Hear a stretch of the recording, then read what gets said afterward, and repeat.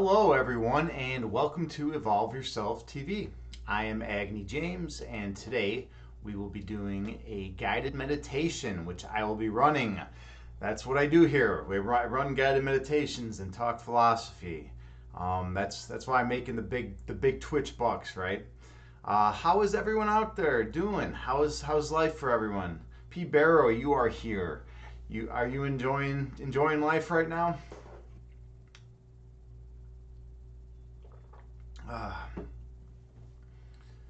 I hope so. I hope you're at least able to find some peace and joy in life at this moment right now. Yeah, I can tell you a little bit about my day. Today for me was I don't know. It was all right. JT Farms, you're saying how am I doing? Yeah, that's a good question. I was really frustrated from that stream last night. Those of you who don't know, I was streaming a meditation last night, and everything was going beautifully. It was just this beautiful, orchestra of a meditation, right? And everyone was like really zened in and just feeling the energy and feeling the love, and it was going wonderful. And then I have this glitch. I have this Twitch glitch, right? And the stream cuts out, and all the users, all the viewers just disappear, and my stream ends, right in the middle of the meditation. I was just about to get to the best part, and I could, it was really that's frustrating for me. It's like I feel I'm one who's very much into fairness, like the fairness of the universe, and I feel like if I put in enough good effort to trying to help people, trying to help others, and trying to just enable people to have more peace and more love in their life, then I should when I'm doing that, I shouldn't get completely fucked over basically. But it happens, and it's just really it's disheartening, I guess you could say, uh, when you realize how unfair existence can be at times, right? But then again, one could argue that existence is not unfair. It's very easy to make the argument that we just are finite beings, and we don't possess enough knowledge such that we actually can see the big picture of how everything actually in fact is fair.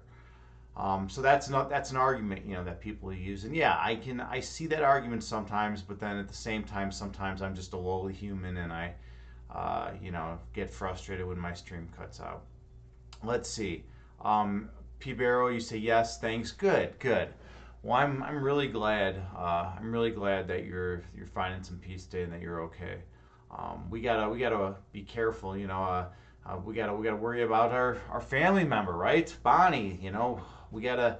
Um, my aunt Bonnie has been really sick lately, and so I'm devoting all these meditations to her well-being and to try to, you know, give her positive chi healing energy such that she can make a full recovery. Um, this has been a really frustrating last 2 years for me. I've lost more people in the last 2 years than I've ever lost in all of my years combined. It's crazy. It's crazy. Like, I've known more people that have died within the last 2 years than in my entire life. And it's like, and a lot of times these are healthy people. My friend Sean passed away a year and a half ago, and he was an avid bicyclist. He would ride all over. I mean, he was in great shape. He was married. He had two little daughters, and then one day he just dies. His heart gives out on him. He had apparently some genetic defect in his heart, and it just gave out on him, and it was like the most depressing thing in the world, right? This is a father, with two little daughters, and he's such a great, wonderful human being, and then he dies, and I've just been watching people drop off left and right. It seems like everyone I know has just been dying lately, and that it's just like, yeah, one of the most depressing things ever, right? So I'm trying to keep things positive. I'm trying to come out here and put some good into the world and do some meditations and try to take that energy from the meditation and send it out into the world. So hopefully people can be healthy and happy and live good, productive, meaningful lives, because that's what it's all about at the end of the day. It's all about, living a life in which you feel fulfilled.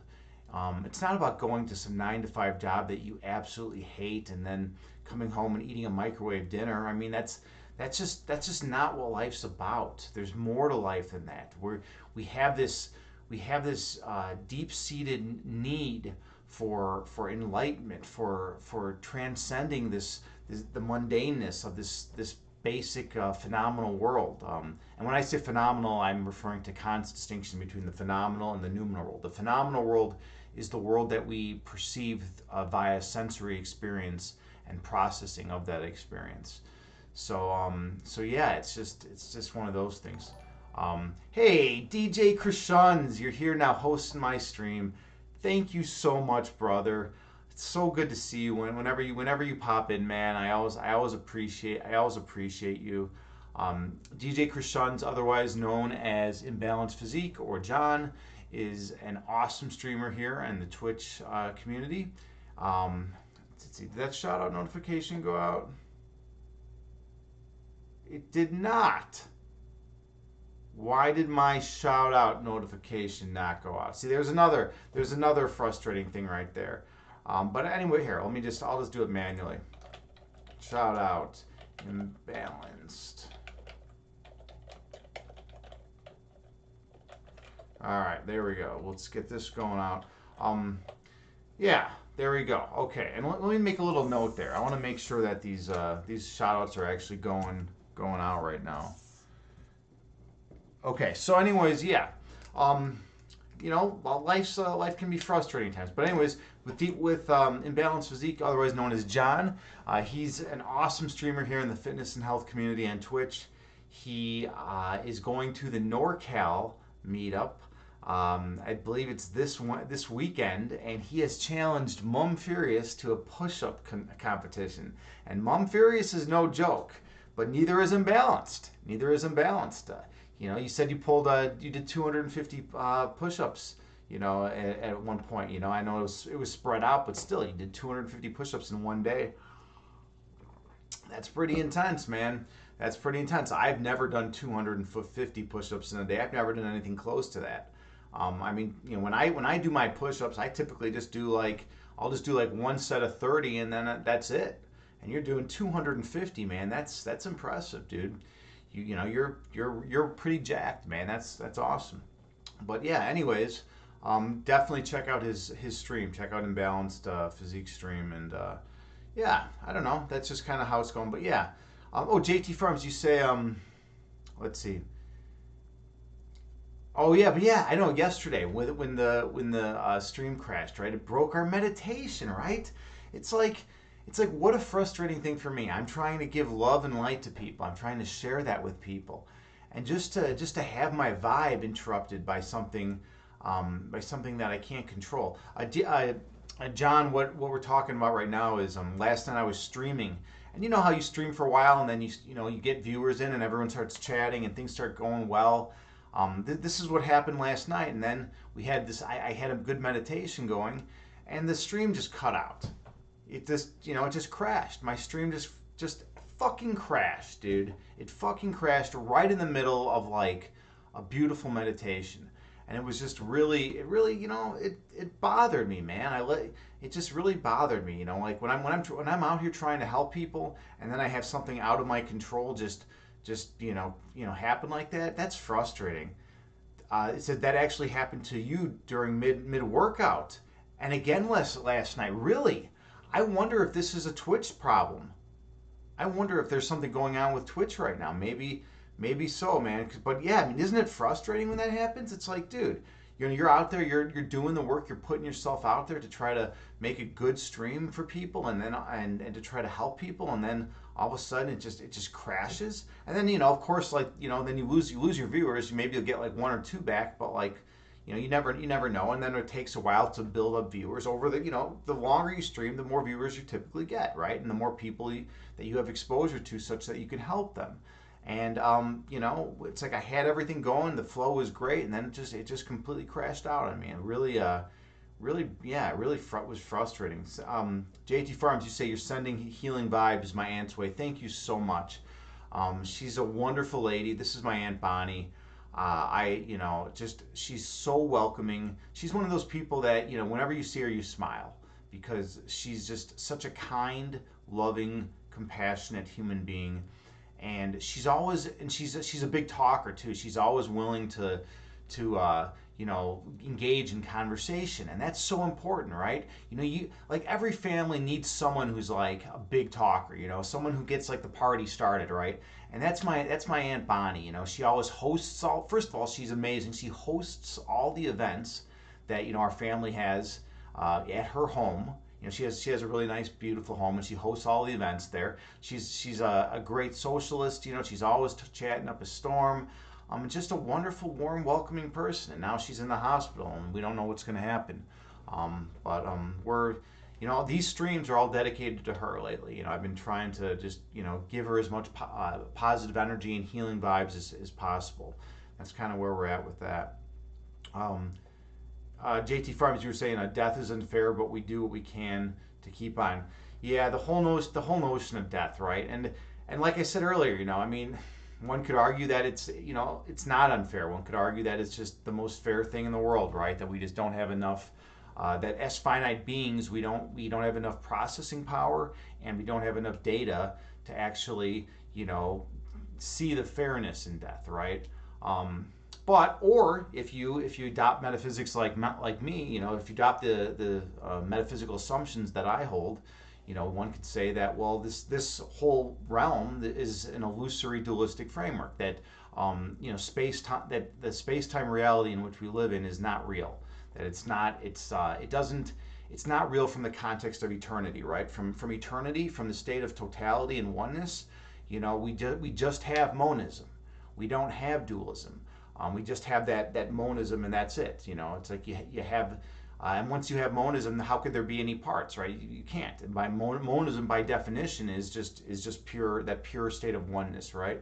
So there's no division, no separation. It's very very Parmenides like, right? But yeah, so maybe it all is fair, and we just don't have the knowledge. Maybe when people get shot by a stray bullet just walking down the street, it's perfectly fair. But from our human perspective, from our living in Kant's version of the phenomenal world, right? It seems unfair, right? It seems totally unfair, and maybe that's just the case because we don't have enough processing power and data to be able to draw those kind of conclusions. So, all right, where are we at here? We went through imbalanced. The imbalance, you're saying too kind, Agni? Absolutely, man. I'm always here for you, dude. You deserve Hey, John, you deserve kindness, and you deserve love. And that's my message here. That's what I'm trying to tell people. Trying to tell people. That's what I am telling people, right? That's actually kind of something interesting. A lot of times people say, I'm trying to do this, I'm trying to do that, when they actually are. That's like a habit I fall into.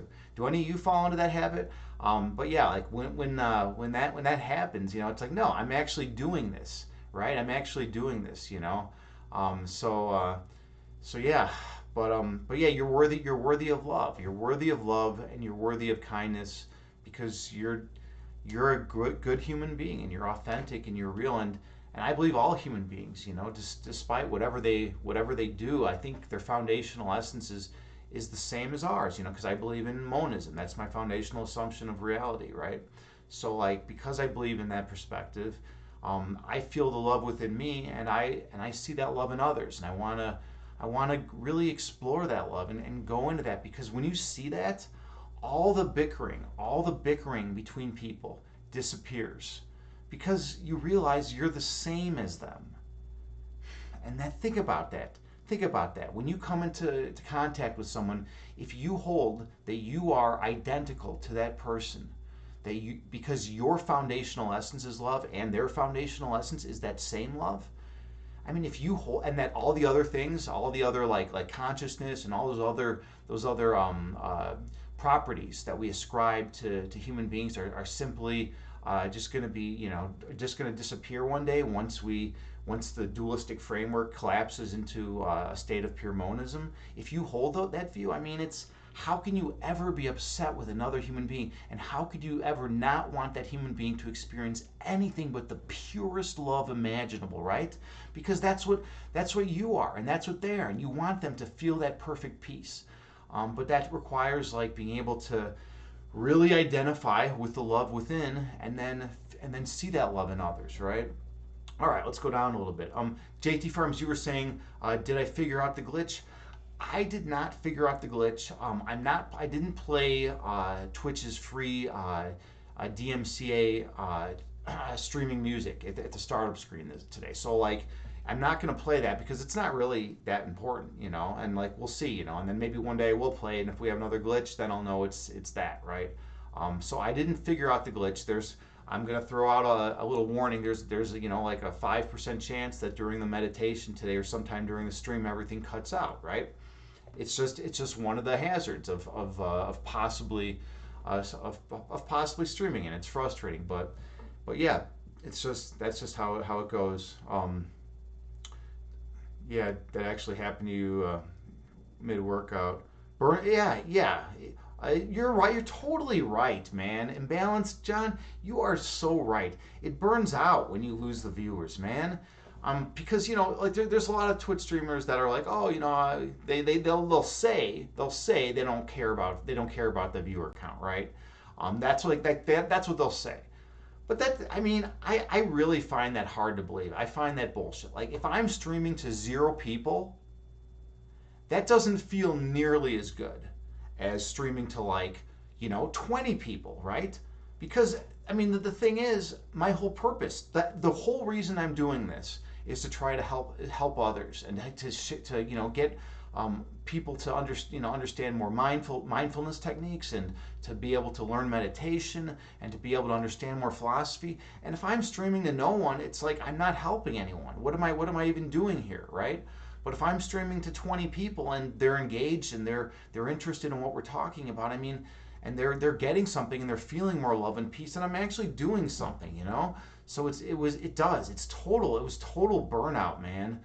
When you lose the viewers. Victor, sorry, you say that at least in one tradition, meditation is referred to by the word sadhana, which by one interpretation means effort.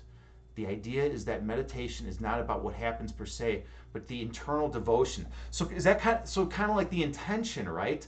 The intention just to go into meditation. I like that, man. Which by one interpretation means effort. So it's like if you're putting in the effort, if you're putting in that dedication to try to meditate, then you're actually still driving benefit, even if the meditation, even if your mind is distracted. I totally buy into that, man. I totally buy into that. I think that's a really good point, Victor. Sir, and by the way, it's great that you're here, man. You always bring a lot to the table. So thank you for tuning into my stream tonight. Yeah, and that's kind of how and that's funny because that's kind of how I feel. That's exactly how I feel about philosophy as well. I feel like you may never come to any of the deepest truths about the metaphysical nature of reality through philosophy, right? But I believe there's intrinsic value. There's just natural value in that search, in that pursuit, and trying to expand your understanding, and trying to learn more about who you are and your place in the world and the human condition, and all the metaphysical concepts as well about the nature of reality, right? So, and not to mention all the rest of philosophy. It all has value. It all has so much value. By the way, some of you don't know this. There's a lot of different areas of philosophy. There's literally an area of philosophy that surfaced over the last, I think, maybe 10 years called the philosophy of bullshit. How crazy is that? They literally talk about bullshit artists, and how bullshit artists are actually so pernicious to society and to the world. And they say they argue that the bullshitter is more dangerous than the liar. And now you might think, well, wait a minute, if someone's just a liar, if someone just comes out and is telling lies, why would the bullshitter be more dangerous than the liar? Why would the bullshitter have a more destructive effect on humanity than the liar, right? Because that it doesn't seem like it makes sense prima facie, right? But the reason being is they say because the liar knows where the level of truth is. The liar knows where truth is, but just tries to lie. And so basically they teeter that boundary between truth and lie, and but they at least know where that level of truth is. The bullshitter doesn't care at all and doesn't even know a lot of times about that level, about where truth is. And because the bullshitter doesn't even is not concerned at all with truth. The liar is at least concerned with it, because if the liar gets caught up in a lie, it looks bad. But the bullshitter doesn't even care. So they said in philosophy of at least in the one reading that I did on philosophy of bullshit, they were talking about how the bullshitter is way more destructive than the liar. Um, let's see. P Barrow, you said lovable. Yeah, I forget the exact context, obviously because, things happen here, and I move on and I start talking about it. But yeah, thank you. I think we're talking about Bonnie. Yeah, those of you who just joined the chat, my aunt Bonnie is really sick in the hospital, so please send her some positive vibes. She's just a wonderful person, and I really, really hope she gets better soon. All right. JT Frems, you say whatever belief system, it doesn't lessen the pain of losing someone. Yeah, and that's so true. That's so true, because we're humans, right? We have this finite amount of data that we can store, and finite amount of processing power, and we can't see the big picture of what's actually going on, right? We see like little snippets, right? Because think about it. We have our five senses that bring in just a tiny subset from the total set of data that's out there in the whole world, right? Out of all existence, right? We just get this tiny little bit of data, and then we take that tiny little bit of data, and we use what little processing power we have and the tools that we create, like computers and whatnot, to extrapolate from that data and to try to understand reality, right? And to try to give a good picture of how the world actually is. Um, but it's kind of insane, right? It's kind of insane that we even take that approach, if you think about it, because we don't have enough data to ever really come to any wide sweeping conclusions about things. So yeah, I mean that's just something. It's something weird. But yeah, what your point is so valid, JT Farms. Whatever belief system, it doesn't lessen the pain of losing someone, because we have those feelings, because we don't have the totality of all information, right? It always hurts. It always hurts from a humanistic standpoint, right? It always just hurts whenever we lose someone, especially someone we care about, right? And there's really no way to just be like, to write it off and just be like, oh well, it was, it's God's will, or whatever, right? People say things like that. It's like, but they usually say things like that when it's like, a 90-year-old person, right? When it's like, a 6-year-old kid that's getting shot in the head, that's a very different thing, right? I mean, people aren't usually like, oh, it's God's will, or if they do, I feel that's an asshole comment to make, and I've heard people say things like that. It's like something horrific happens, and it's like, oh, don't worry, it's just God's will, right? It's just God's will. That's why all of your children now are dead because of God's will, right? Or all of your family members committed suicide because of it's just God's will, right, dude?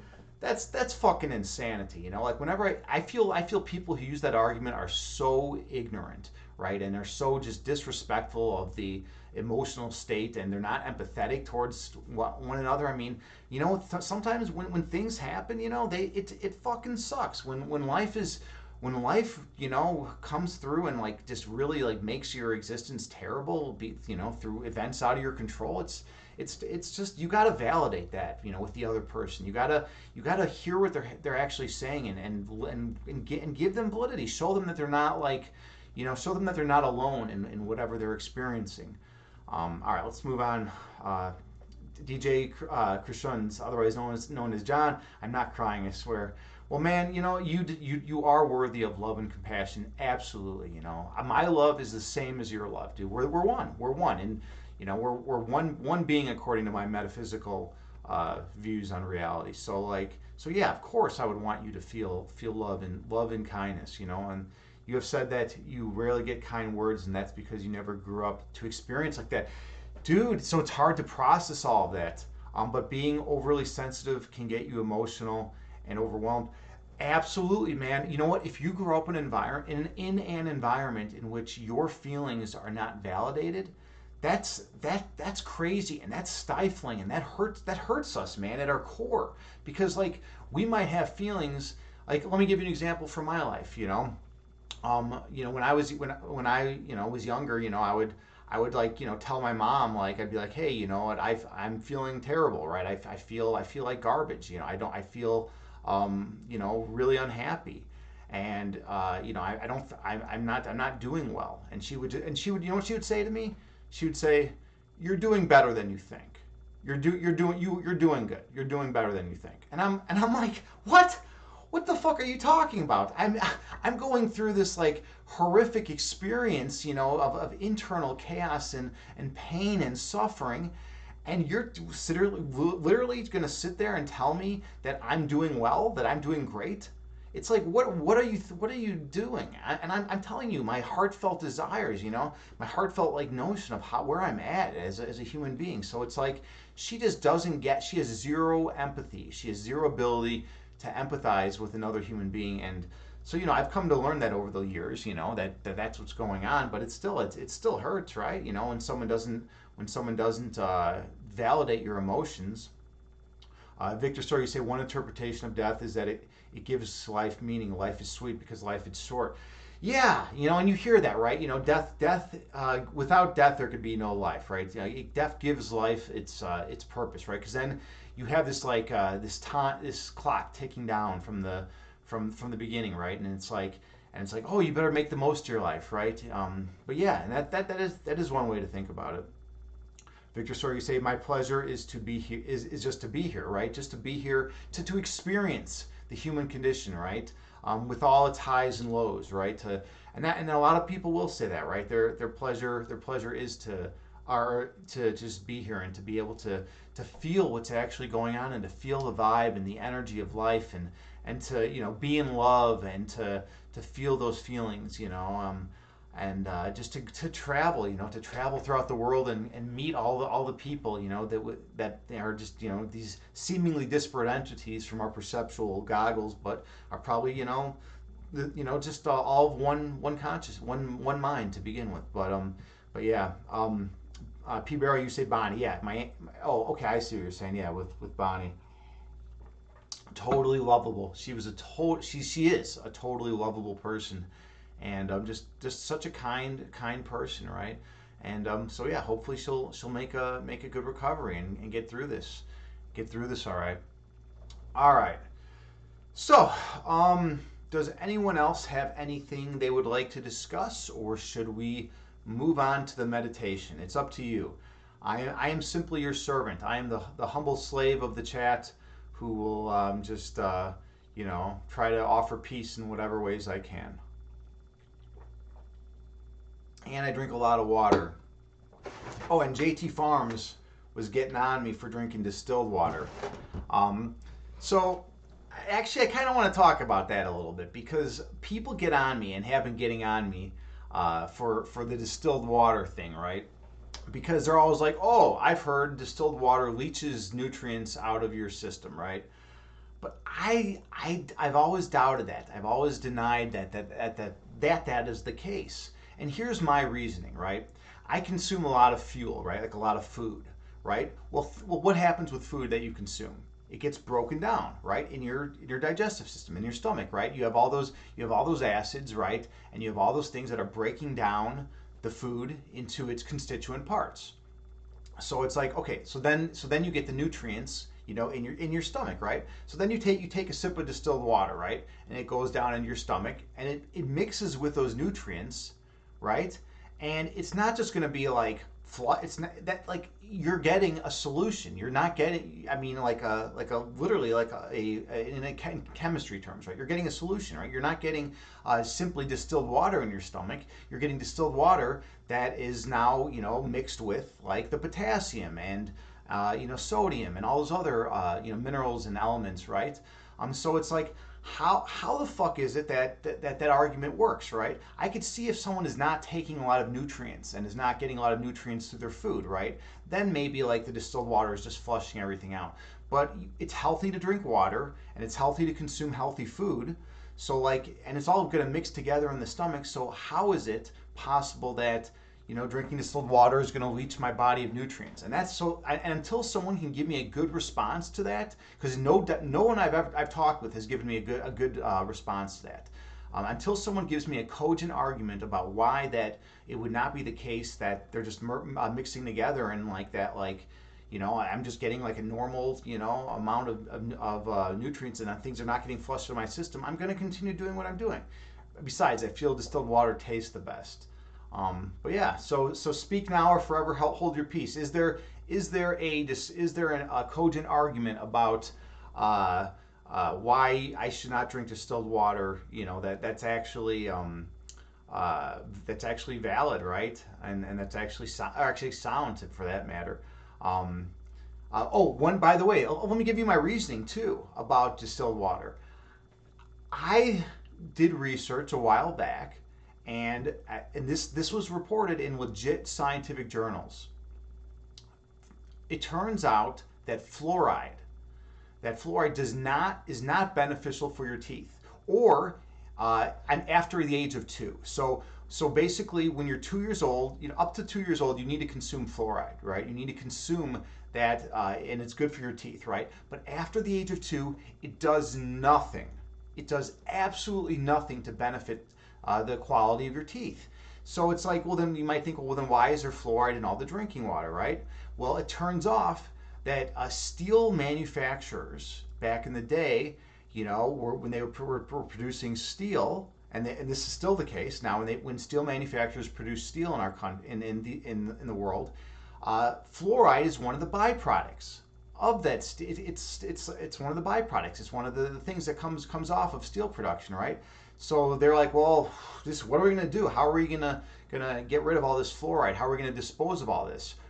And they went on this marketing campaign and said, hey, fluoride's going to be great for you. It's going to help your teeth. It's not bad for your body at all, right? Blah, blah, blah, blah, blah, right? And they convinced, Congress and the FDA and all these people basically to say, hey, fluoride's good. So now all the steel companies can just pour their fluoride out into the oceans, into the streams and rivers and lakes in our world, right? But fluoride's not healthy. It's absolutely not healthy. And there's not been a tremendous amount of research against its negative effects, but there's a large body of evidence that does suggest that it may be a carcinogen and that it may actually cause cancer and have other pernicious effects in our well-being. And we haven't done any long-term studies, of fluoride consumption in any reputable scientific journals, and because it's just not something that's been done, and maybe there's no profit in it, right? And if you want, in order to get grant money, you have to show how your research is going to be beneficial, to in a monetary sense a lot of times. So I don't know. No fighting over water. Let's see. JT Farm, you say distilled water has no trace elements. We need trace elements. Funny you say that, JT.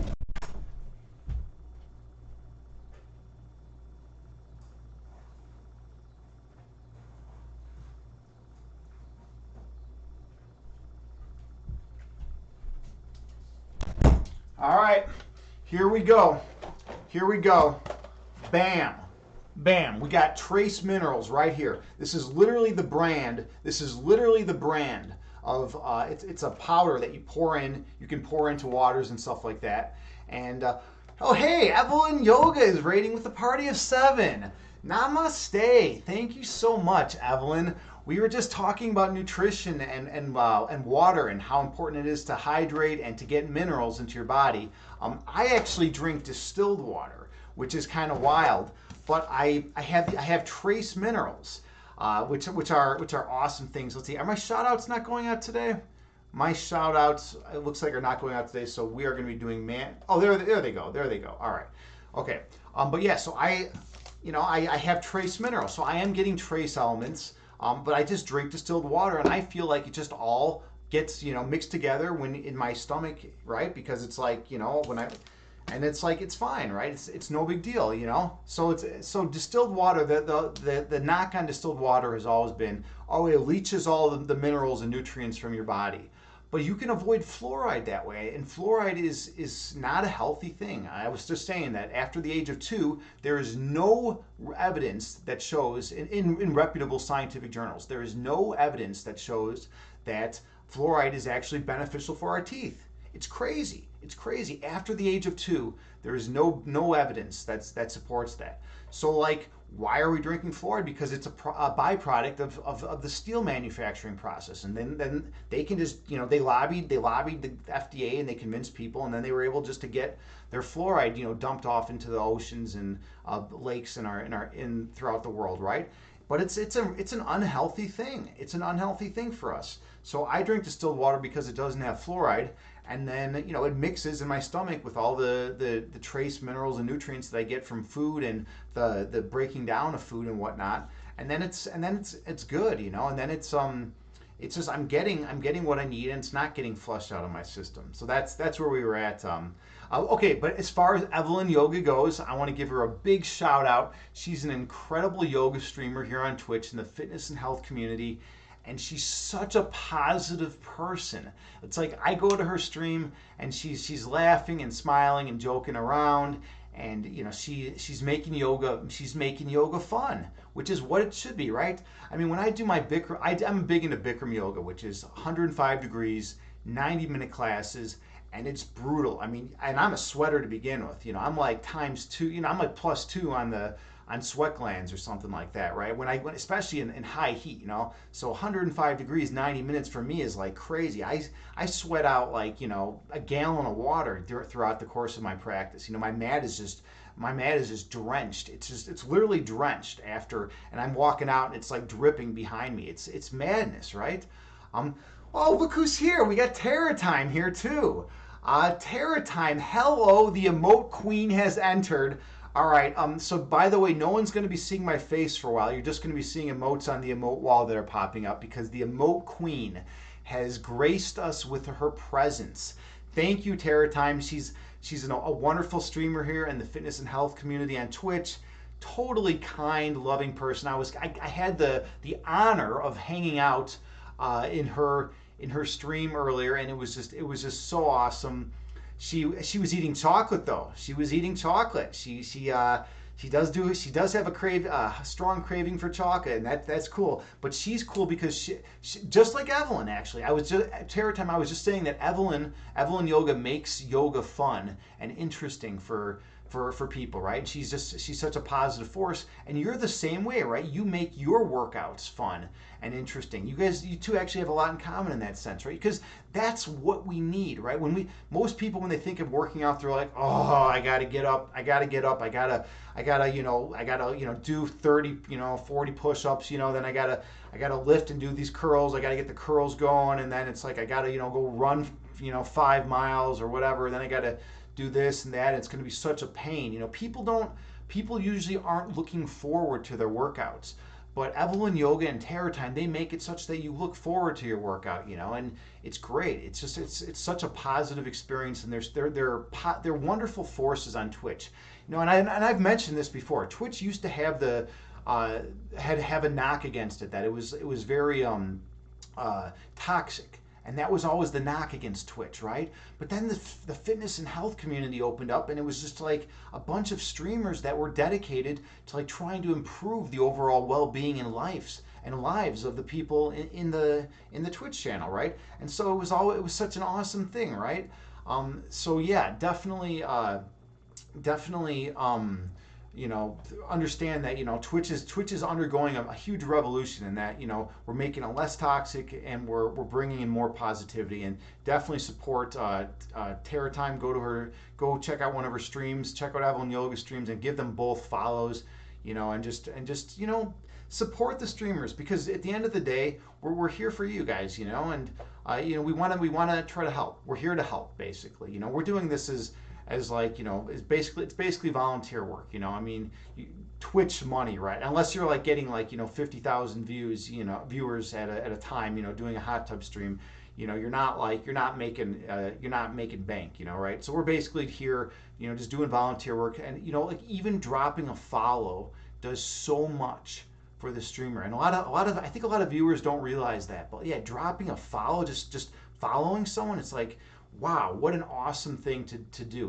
Because it boosts exposure, right? The more followers you have, the more viewers you have, the more exposure you get, and then the more people you can help. Where I was talking about it earlier, when I'm streaming, and if I have like 0 people that are watching, it's like, I mean, it's fine, but it's like I'm not able to help anyone. I'm not able to improve the overall quality of someone's life, and I'm not able to make someone smile even, and that's like, that's not that great, right? But if I have like 20 people watching, it's like, this is awesome. I have people watching. I have people that I can help. In certain ways. I can talk philosophy with them. I can teach meditation and mindfulness, right? And that's what we need, right? All right, so I know I missed a ton of stuff in the chat. Where were we at? Wow, a lot of stuff coming through. Um, see, Evelyn, you said you still do tap water. LOL. Yeah, I mean, tap water. You're getting your essential nutrients as long as it's not toxic. As long as it's fine, right? Some places you can't drink tap water. Like when I was in Thailand, they were like, "Don't drink the water here. Don't drink the tap water," and I took that pretty seriously. But like as long as the water near you is good enough to drink. I mean, I get Lake Michigan water here, and it's actually not too terrible. But I'm still a distilled water fan, so that's kind of my thing. Uh, Evelyn, you say you always forget to do shout outs. Yeah, I forget too, right? Sometimes I forget to do. I mean, it's just something that happens. But I have automatic shout outs now set up, so it's a cool thing. You might want to look into it. You can just type a list of streamers that you're friends with, into the chat that you respect, and then whenever they show up, it just automatically does a shout out for that person, and then you don't have to worry about it. It's like one less thing you have to do to type, right? So and then whenever that happens, and I just communicate a little bit about it. So yeah, let's see. JT Farms, you say if you feel good, damn it, keep drinking water. Keep drinking water, sweat. Water sweat. I don't know what that means. I'm gonna assume you mean water sweet or something, or water and sweating or something like that. But yeah, I mean, if I feel good, I mean, it's just, I don't know. I don't know. I mean, I drink a ton of water though. I am drinking like 2 gallons of water a day, which is very excessive. No, you say, Evelyn, thank you. Well, much love to you as well. You're such a wonderful soul. I don't know where you've been. I mean, I think you took a break, right? You used to stream, and then you took a break, and then you came back, right? I but it's I didn't know you. Like when I started streaming, I didn't know you. I've been streaming for about like 5 months now, so I'm still trying to grow the channel and improve things. And it's cool that you're here, because you and Grace, are like such phenomenal yoga streamers, and yoga with Jen, like you three basically. I mean, I consider you top tier Twitch yoga, and Yoga Hana too. He knows his shit too. So you four, the top four, yoga pure yoga streamers, right? All right. Where are we at here? Tons and tons of awesome emotes from the emote queen. We got the hyper crown. Oh, and those of you who don't know, I'm going to be doing a new emote. It's going to be Terra Time, and I forget who brought it up. I think it might have been Imbalance last night. He was talking about that I'm the banana king, because I usually have like a thing of bananas here, because I get cramps in my hamstrings and stuff like that. And the potassium from the banana just kills the cramps. It's great. It's like the best remedy. And potassium is one of the most readily absorbable nutrients in your body. So like when you eat potassium, especially if it's in like a liquid or like a soft form like banana, it gets broken down really quickly, and then it just goes to the places in your body where you need potassium. And by the way, a little bit of science. Some of you might find this interesting.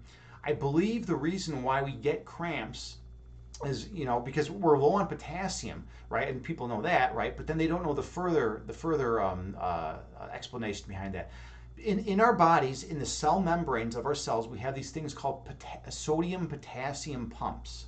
All right, and the sodium potassium pumps are actually absolutely crucial in maintaining osmotic balance. Like one of the main things that our body needs to do is to keep a certain amount of nutrients and minerals inside the cell and a certain amount of nutrients and minerals in the extracellular fluid. Okay, so like there's these sodium potassium pumps that are embedded in the cell membrane, and what happens is you'll get like a potassium that will bind to the cell surface receptor of the sodium potassium pump, and then it causes a three-dimensional conformational shift in the cell membrane, which turns it, which actually allows the potassium to go into the cell and then the sodium to come out of the cell. And think what's happening if the sodium comes out of the cell, right? That's changing the amount of water in the cell, right? It's enabling you to maintain more osmotic balance. So the cool thing is, but that's why when you don't have enough potassium, your osmotic balance is off in the cells, and I think that's what causes the cells to cramp up, right? So that's a pretty cool thing. I studied molecular bio and psychology as an undergrad, so like I have that molecular bio knowledge, and every once in a while I can come through with that and like share it with people, and it makes me feel good. So thank you for hanging out with me while I shared that. But yeah, anyways, I'm the Banana King now, so I dig the crown. I'm going to make a new emote that's going to have a banana, and then it's going to have a crown on top of it. So we'll see how that goes. Terror Time chocolate. You need energy. You are a chocolate fiend. Is this common in Argentina? Are people in Argentina chocolate fiends like you, or is this just you? I mean, in America, I know a lot of people that are obsessed with chocolate and that love it and that are constantly, taking it into their system and just eating as much chocolate as they can. But you're able to do it, and then you work out so much that it doesn't even turn to fat on you. I mean, it's amazing. You're in tip top shape. So yeah. Let's see. Imbalance. You say you work out for your mentality's sake, dude. Working out is so good to keep us more level-headed and more in tune with our bodies and in tune with just the world, right? Because when we feel like garbage, like if we're like 500 pounds overweight laying on a couch just like not moving much, I mean, we're gonna feel like garbage, right? We're not gonna feel healthy, we're not gonna feel happy, we're not gonna feel mentally balanced, right? So yeah, when you work out, man, it's gonna help every area of your life. It's not just physical, but like mental, emotional, spiritual, even one could argue. Terror Time, Terror Time's talking some shit to Imbalance. I know you're here, you better run. She wants you to get back to work. You gotta watch out with Sergeant Terror Time, right? She doesn't mess around. If you're slacking, she's gonna get on you, even though she might be eating a piece of chocolate at the time. Terror Time's the kind of person who would be like, running like a marathon, but eating chocolate bars in the process. It's just incredible. All right, where are we at here? Tons and tons of amazing emotes. Bruno is rolling around in your living room. Who's Bruno? Who is Bruno? Imbalance? Is that like a dog or cat of yours? Like, who is this Bruno? I don't know Bruno. Oh yeah. Oh, JT Farms. You asked the exact same question as me. You asked the exact same question. How about that for being on the same page? JT Farms and I are like this. We actually got to talk last night, and it was cool to talk with her. It was cool to talk with her on the phone. It's always great to talk with she's a fellow poet, a wonderful person, and it was just such a wonderful experience. Just being around someone who gets me. Because we both have first of all, we both have mental health issues, right? And that's that's something that a lot of people won't admit, right? We have to struggle. We're poets, though. Poets typically have mental health issues, right? If you look at all the great poets, I mean, Emily Dickinson, I mean, she basically was a shut-in. I mean, none of the great poets were very like well-adjusted human beings, and a lot of people will argue that poetry is based on emotion, and I agree with that, right? So it's like your strong emotional feelings are what make you be able to write great poetry. And if you don't have strong emotional feelings, if you're just like a computer, it's like, how are you going to do art, right? At the end of the day. Oh, Bruno's your dog. Is that a dog? Yeah, Bruno's the dog. Okay. Let's see, where are we at? Victor Story, you say, may I share a philosophical idea based on spirituality? Perhaps you could offer your take. Absolutely, man. Absolutely. I would love to hear it. You're always welcome. You're always welcome to ask to share with me anything you feel that is interesting or relevant, or something that you feel is going to be helpful. An idea written by a spiritual teacher that you respect. All right. Imbalance. Banana with the crown. Yep. Banana King. Right. All right, where Bruno is so beautiful, beautifully cute and lovely. Terra time you say. Well, I can't wait to meet him. I'm assuming it's a dude. Bruno sounds like a dude dog's name, right? Um, yeah, I can't wait to meet him. You can redeem him in my channel. That's like me redeeming Parmenides. Those of you who don't know, you can redeem Parmenides in my channel, which is basically me bringing in my cat, and I hold her up here, and then she tends to claw me, and bite me a little bit on my neck. Not bite me, but claw me on my neck, because she doesn't like being held, and she's like, why is he holding me here? Why is he like holding me out in front of this big computer screen? She doesn't get it. Um, in balance, you're going to be streaming in a few. Cool. All right. Yeah. Nice. All right. Where are we at? Where else are we at?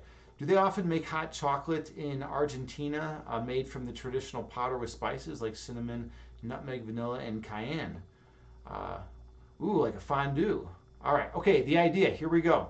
Victor Soar is coming through with the idea. Whoa. All right. We got a lot. We got a lot coming in here. This might take me a little while to get through. Kali Yuga is described in the scriptures as the human condition when human life, human thoughts, human existence remain clouded with darkness, so that all sense of discretion is lost. One in this state is described as sleeping. However, when one's consciousness is aroused, so that one begins to feel what one should do, what is proper, what they have to do for human society, that this is known as the scriptures of the Dvapara Yuga. Really, really interesting. Hold on, I need to read that again. I need to read that again to really get the gist of it and to really delve into it. You say Kali Yuga is described in the scriptures as the human condition where human life, human thoughts, human existence remain clouded. So basically, I take that to mean like clouded with darkness. So it's like your third eye is blocked. That's like in my meditations, I like to say, your vision of your third eye is obscured, and I always use ego and ego thoughts to be that obscuring layer that's actually keeping you from seeing clearly, right?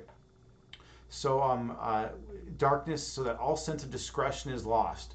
One in the state is described as sleeping. Yeah, right. They're like the people chilling in Plato's cave, right? In the allegory of the cave, they're just staring at the reflections on the cave wall, right? Absolutely. One in the state is described as sleeping. However, when one's consciousness is aroused, so that one begins to feel what one should do, what is proper, what they have to do for human society, that is known in the scriptures as Dvapara Yuga. Interesting. Very interesting. Yeah, I mean, I think I like that, and it's funny, like that right there that's not something you hear like I've heard in other disciplines, in other philosophies, and other religions and spiritualities. That's something that's like it's not a really uncommon notion, right? That as humans, we get our third eye gets clouded, right? And that we can't see things as they truly are. But then once we can remove the obstacles and the barriers to that perfect spiritual sight, then we can actually we know our purpose, and we know what we're here for, and we know who we are. And that's something that a lot of people don't ever really question, right? It's like if I ask you, if I came up to the street on you, and if I came up to the street and asked you, well, hi, who are you, what would you say? Most people first start by saying their name, right? But then you're like, no, who are you? And it's like, then the person will be like, well, typically describe, well, I'm a lawyer, or I'm a janitor, or I'm a, I don't know, I work at Six Flags Great America, right? But it's like, no, who are you, right? So basically, the whole idea of that question is, what is your foundational essence? What is the thing that makes you you? Such that if you lost it, you would no longer be you, right? And in my metaphysical view, the assumption is that pure love is what makes us us, right? That pure love is our foundational essence. Other people will say other things, but that's my personal view, right? So yeah, it's interesting that you said that. Okay, then let's see, go on to your next point. When after rising from sleep and opening their eyes, people look about themselves and think they must have to rise up, that they must not be inactive, that they have great responsibilities which have to be discharged properly, then this, in the language of the scriptures, is known as Treta Yuga, when they actually start moving ahead, and then this is known as Satya Yuga. Interesting. Interesting. Okay, so let me do the same thing again. Let me read through that again to make sure I'm fully grasping it. When after rising from sleep and opening their eyes, people look about themselves and then think they have to rise up, but they must not be inactive. They have great responsibilities which have to be discharged properly. And this, okay, so yeah, yeah, and again, you can go back to Plato. You can go back to Plato and his allegory of the cave, right? When the person escaped, when the person was able to take off their shackles and was able to walk out of the cave, after their eyes acclimated to the light and they were able to see the real world, that person did not stay out there, right? They didn't stay out there forever, right? They decided to move on. They decided to go out to feel it, to experience it, and then to go back into the cave, though, and to try to help those that were chained up, right? So that kind of goes along with what you're saying, yeah, they don't want to be inactive. They have to rise up. They must not be inactive, right? And that's the thing, right? It's like you find that place of perfect love and peace. Are you just gonna, then go off and be an accountant and not help people in the way of sharing love and peace? And I just threw accountant there because I feel like an accountant's kind of a bland job, right? And I was just looking for an example. Sorry, all the accountants out there. I know probably all seven of the people here right now are accountants. I'm sorry if I've offended you. I'm just joking. I kind of doubt that anyone here is an accountant. But yeah, absolutely. And then JT Farms, you say, "Whoa, that's something to think about." Yeah, yeah. Victor, so you say you're referring to powder added to heated milk. Okay, I suppose I've never had the pleasure of fondue. Victor, yes. Who are you? A great question. It's the most important question that I feel that we have to think about as human beings. And I'm going to repeat that. The who are you, right? Who are you really? What is in philosophy, we call it the deeper kind.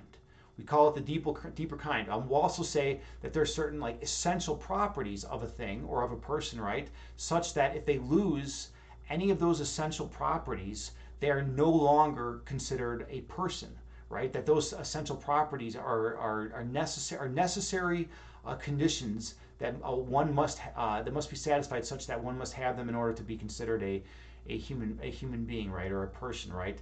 And that gets tricky though, right? Because like some people will argue the psychological view of a human identity, of personal identity, and the psychological view holds that what makes a person is third person or first person perspective, right? The ability to reflect on oneself, and also what makes a person is psychological continuity.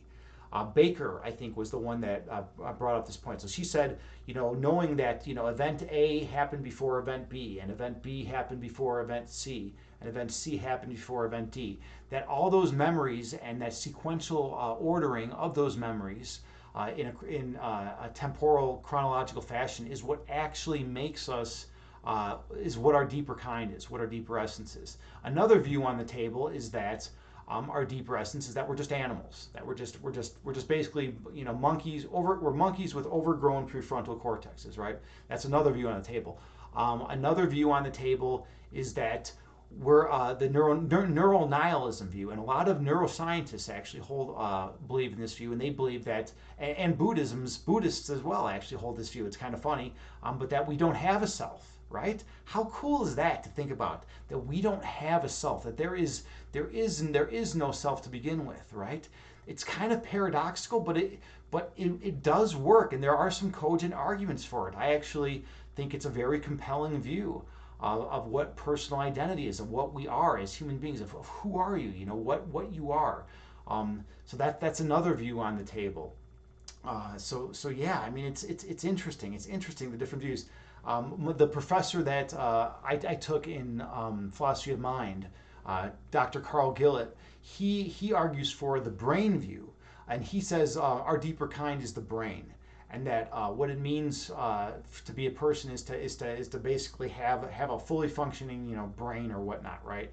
Um, that's like a sideline variation. He's pretty much the only one that's arguing that view. I don't find it compelling at all because of my molecular bio background, and like I know that like the brain is so woven in with the central nervous system, right? And and the peripheral nervous system, and it's like how can you just draw the line at the brain, right, and say like that is what we truly are. And he wasn't talking about brain in the vat, right? That's a different argument, and that's been long disproven, and they're just showing that it's not realistic, right? But he was talking about that our deeper kind or deeper essence is actually the brain, right? And then the other view on the table, the fourth view on the table, the one that's like actually like has a lot of arguing for it, is I mentioned the other day. It was the new dualism view, right? It's a vast improvement over the Cartesian dualism view that was held in that we're two separate substances. And whatnot, and because the Cartesian dualism view did not do a good job of explaining like how where the brain really resided, and like how it is that, or not the brain but the consciousness, right, and how consciousness can exist, and things like that, right. It didn't Descartes didn't go into depth, and a lot of that was because he didn't have a lot of the science at the time to back it up. But the new dualism is pretty cool. I recommend two authors, Hasker and then the other one Lowe, Lowe, and they talk about emergence. They talk about emergent properties. They say that it's the three-dimensional conformation of the brain that enables consciousness to arise. That three-dimensional conformation enables emergent properties also to come into being. So it's kind of an interesting view. So check it out. I lean more towards the neural nihilism views on some days, and but yeah, I don't know. Who knows? Maybe or maybe there are a lot of good arguments for it as well. So the emergent view. So we'll see. We'll see. Where are we at here? All right. Victor Story, you say that there is an interesting philosophical question based on spiritual ideas that I have read. I know that I exist. Are the two is the same? Let me read that again. There is an interesting philosophical question based on spiritual ideas that I have read. I know that I exist. Are the two is the same? If you could clarify that a little bit, it would be much appreciated. One interesting side note about that you exist, right? So that was always the thing, right? Descartes cogito, right? So it was always basically, I think, therefore I am, right? And that was supposed to be this knockdown argument to prove that we exist in some level, shape, and form, right? Even if we're just a thought in another being's mind, we still exist, right? And Descartes came out with that as like an argument, an objection against skepticism, right? First, he adopted radical skepticism, the most radical form of skepticism you can basically, you can adopt, and then he came to that one idea, right? I think, therefore I am, and so that was supposedly like this knockdown argument. But then later on, people said, well, wait a minute, hold on. I think, therefore I am, that presupposes an I. And so think about that, right? I think, therefore I am, that if you're going to say that, you're presupposing that there already is an I. But then you might think, well, wait a minute, but what about my thoughts? I must exist in some form, right? But what if you're not the thinker thinking your thoughts? And that's really interesting, right? The notion that there's an I, first of all, is just a presupposition. You're just presupposing it, right? And then you might not be the thinker thinking your thoughts. Maybe we don't exist. Maybe the neural nihilism view is correct. Maybe we are. We just are whatever. Something else. But that's one of that's the one of the fourth that's the one of the four main views of personal identity and what it means to be an actual person, what our deeper kind is. The psychological view, neural nihilism, the the excuse me, so it's like animal view, right? And then the new dualism view. So check them out if you're interested in what it means to be a person and to be considered a person. Okay, Victor, sorry, you say um, eyes are the two eyes the same? I know that I exist. Are the two eyes the same? Okay, there is an interesting philosophical question based on spiritual views that I've read. I know that I exist. Are the two eyes the same? Well, I mean, assuming the eye even exists, right? We don't know that now. We don't even know that now.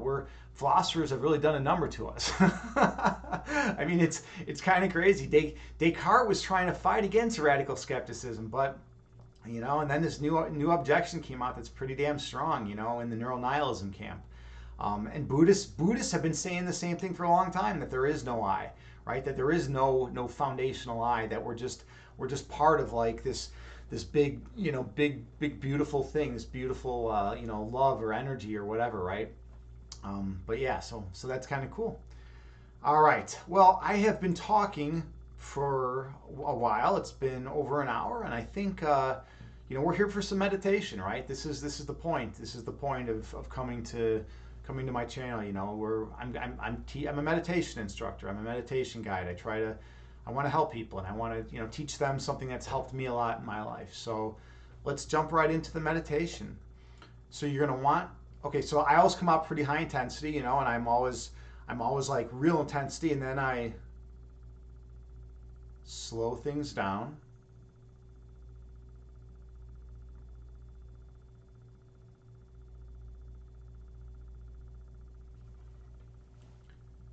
And I take a few deep breaths, and I would invite you to do the same.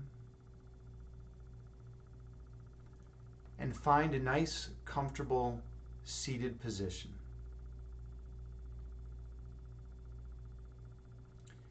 You can sit in lotus pose on the floor. You can sit cross-legged with your back against the wall. Or you can sit in a chair.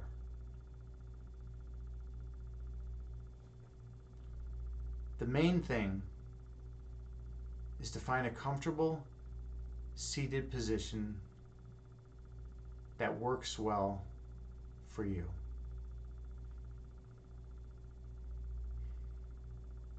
And then gently close your eyes and take a few slow, deep breaths on your own.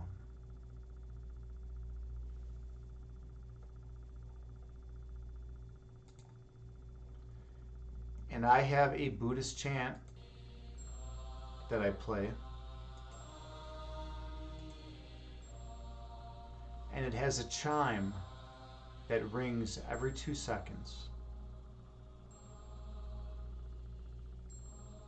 And you can use that chime to help regulate your breath count.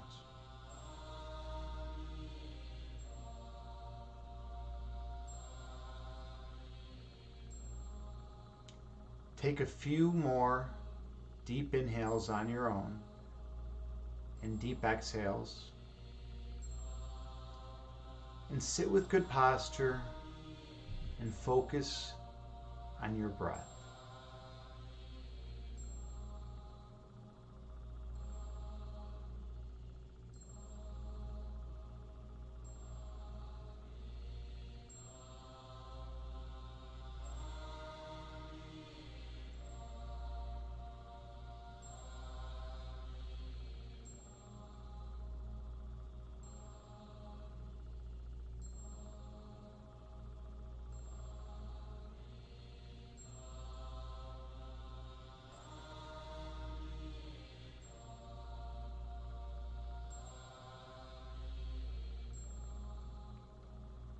Inhale through your nose gently raising your belly.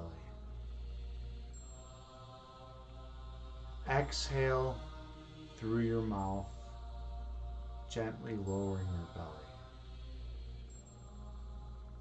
Breathe in through your nose, gently raising your abdomen.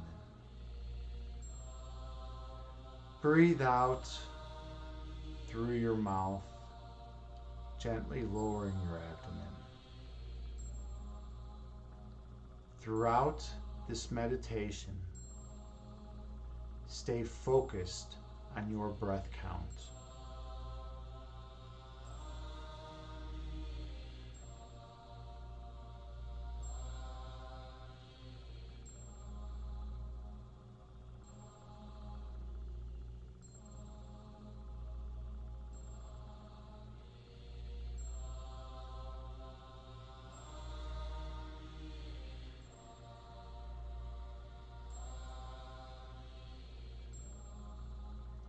Inhale, gently raising your belly.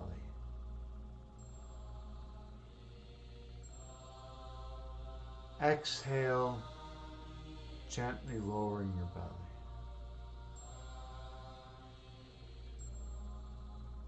Breathe in, gently raising your abdomen.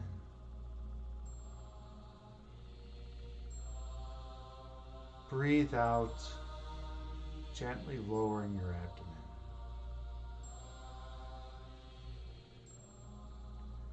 Be attentive of your breath.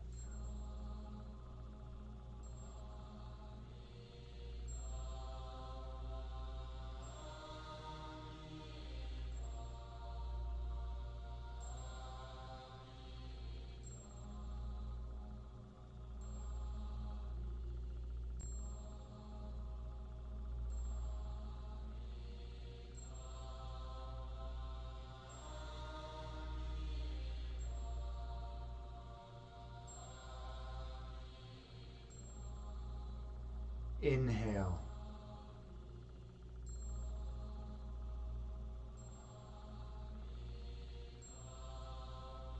Exhale.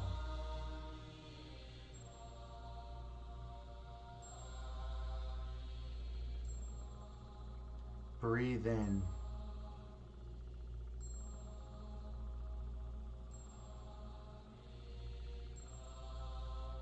Breathe out.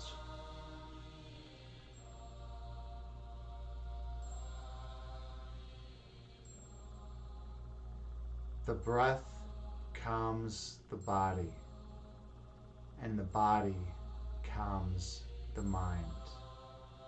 Keep your attention on your breath.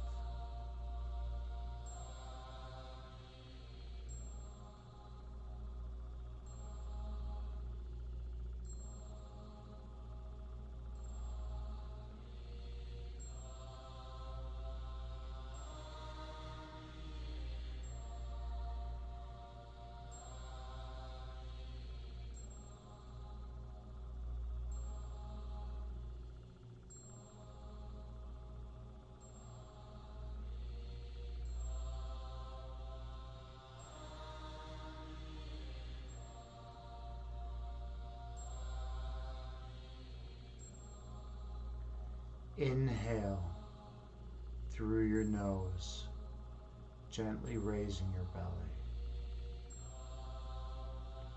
Exhale through your mouth, gently lowering your belly.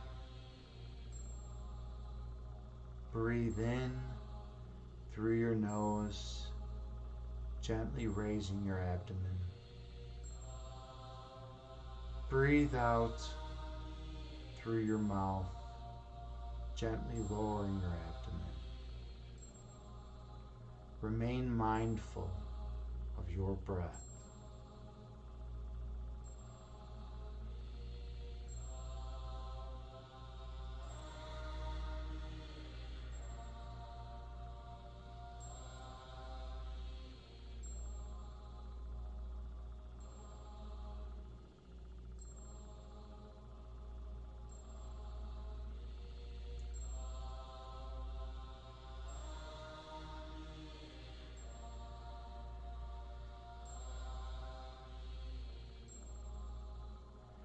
Inhale, gently raising your belly.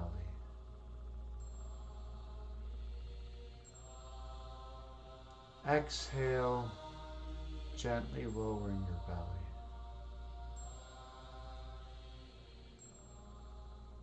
Breathe in, gently raising your abdomen.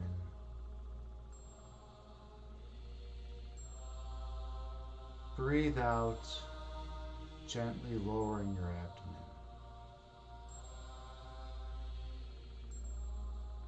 Stay focused on your breath.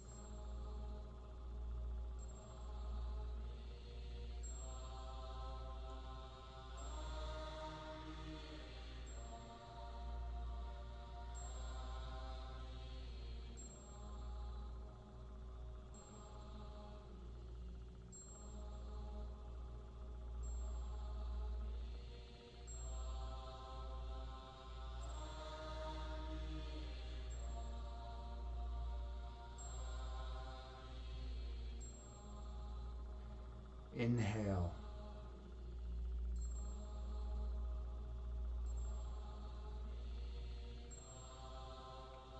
Exhale.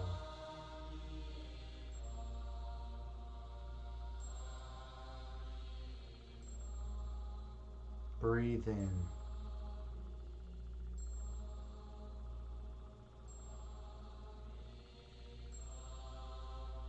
Breathe out.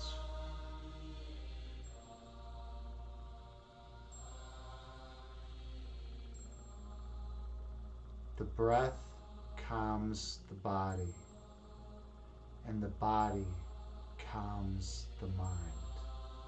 Stay focused on your breath count.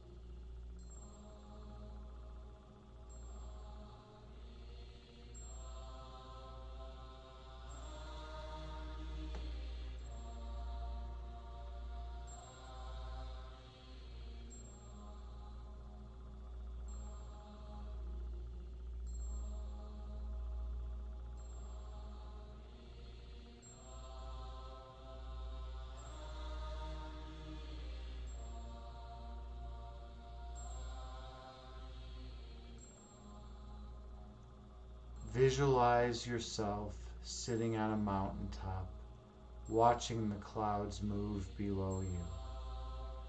You watch as two clouds merge into one, and one cloud divides into two.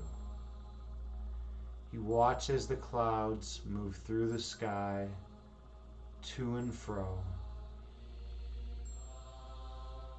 and you watch as the clouds disappear over the horizon.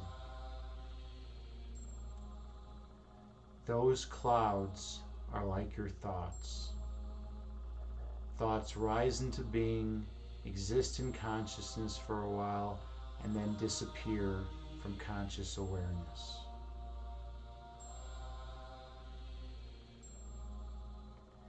Inhale.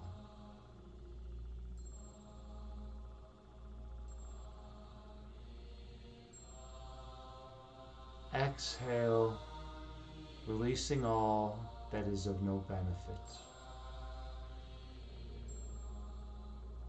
Breathe in.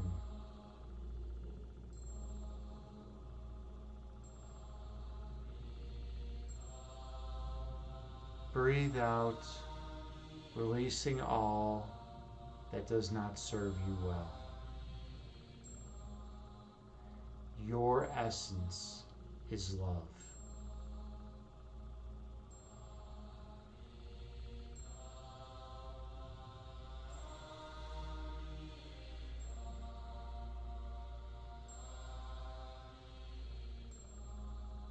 The manifestation of love is light.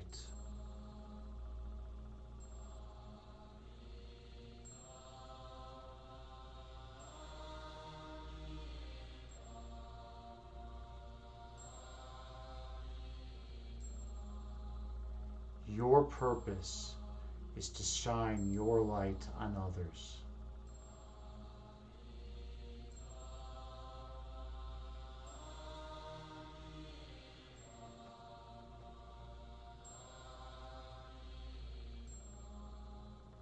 And awaken the inner light within them.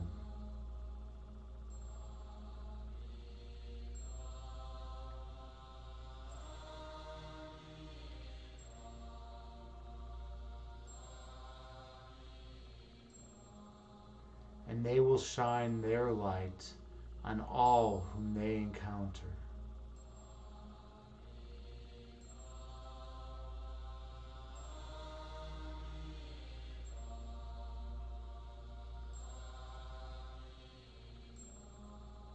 Until the whole world is lit once again.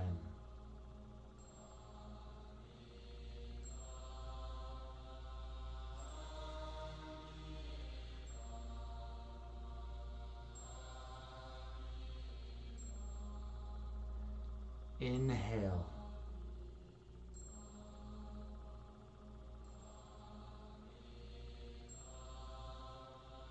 Exhale, releasing all that is of no benefit. Breathe in.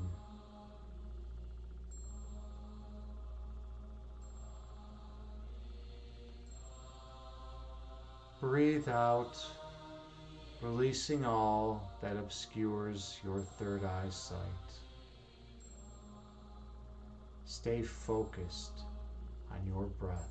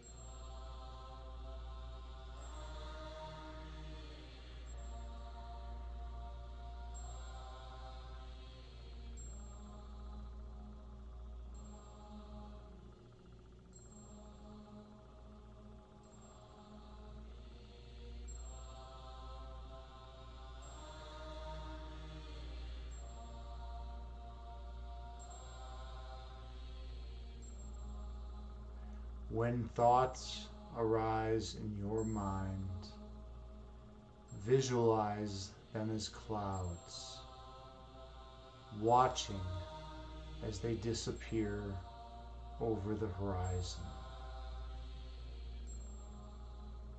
And return your attention to your breath.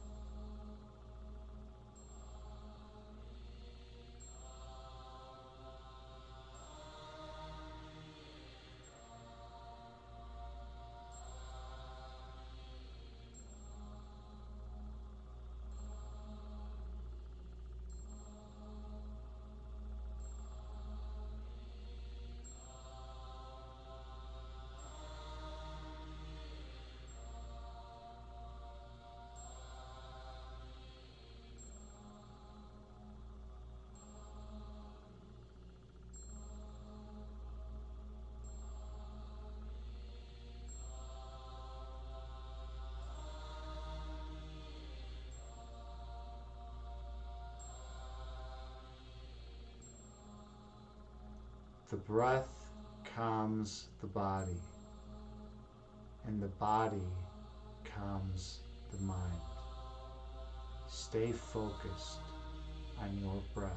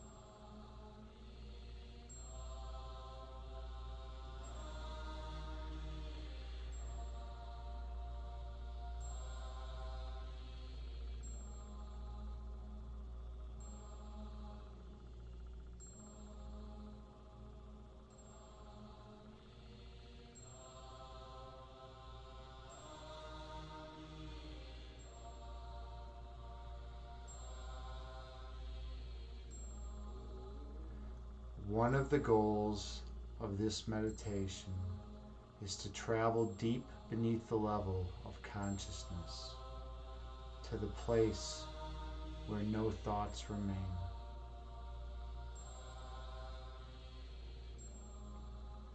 In that place, in your heart chakra, you feel nothing but the purest love. Explore that space.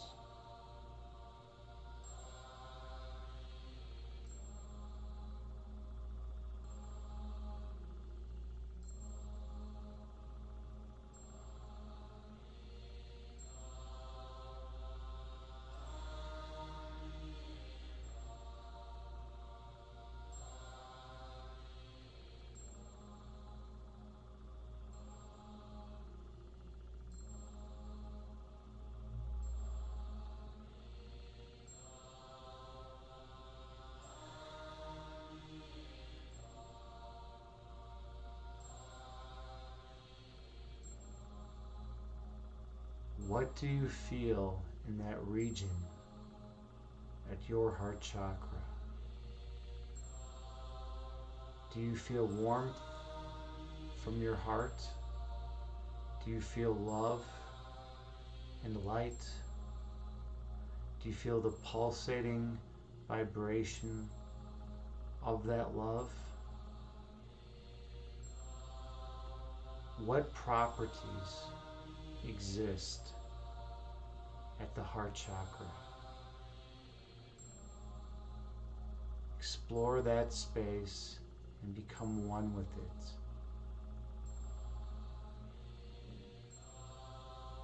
For that place is your foundational essence.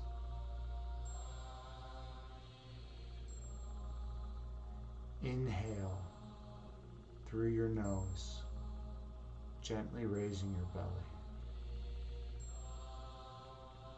Exhale from your mouth, gently lowering your belly.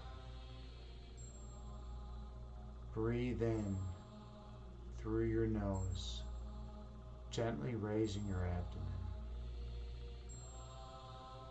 Breathe out through your mouth, gently lowering your abdomen.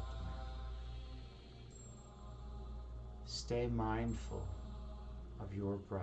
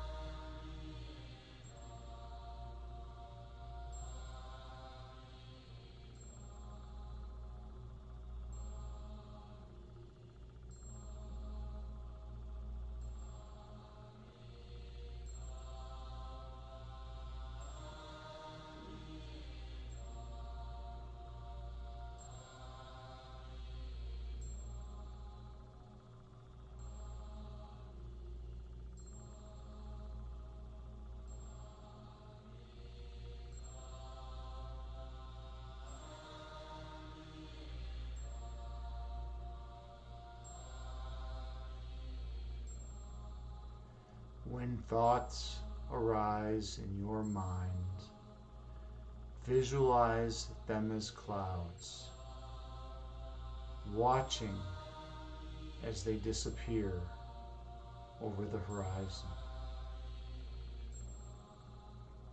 And return your attention to your breath count.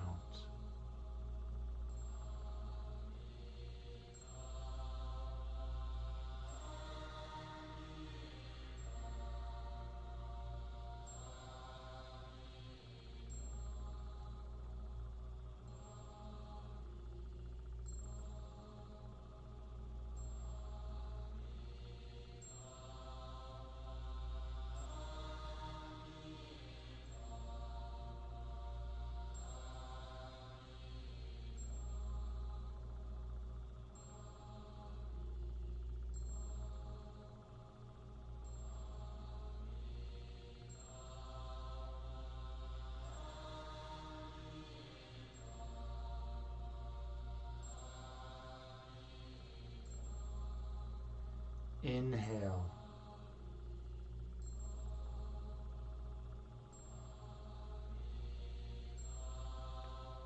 Exhale, releasing all that does not serve you well. Breathe in.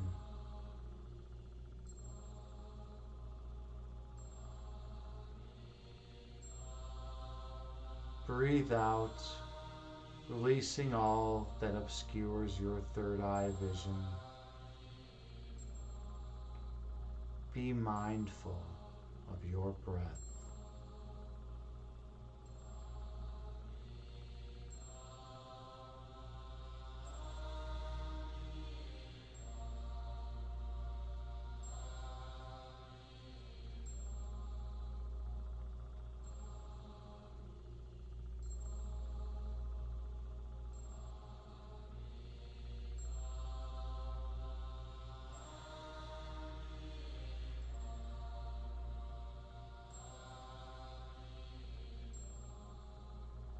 On your next inhale, travel deep beneath the level of consciousness. Travel into the heart chakra and explore the warmth that you feel there. Your essence is love, and it radiates from your heart chakra in every direction outwards to infinity. Search around at that region and find your center point, the point at which your foundational essence lies. And once you've found that center point, walk on through into that place of perfect peace. In that center point, there is no dualism, there is no division, there is no separation, there is only monism.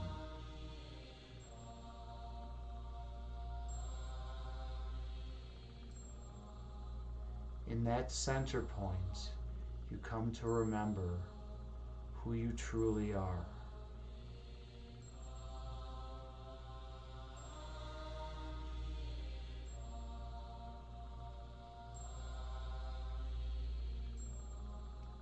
In that center, you come to remember what you truly are.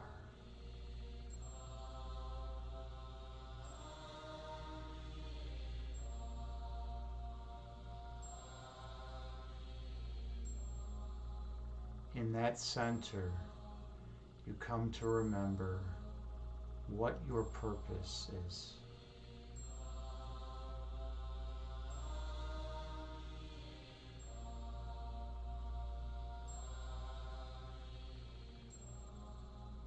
In that center, you come to remember that you are eternal.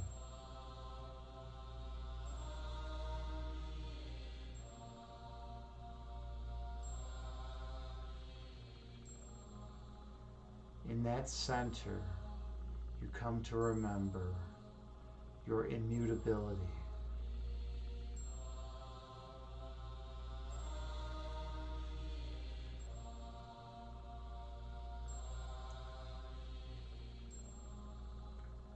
That center point is your eternal home.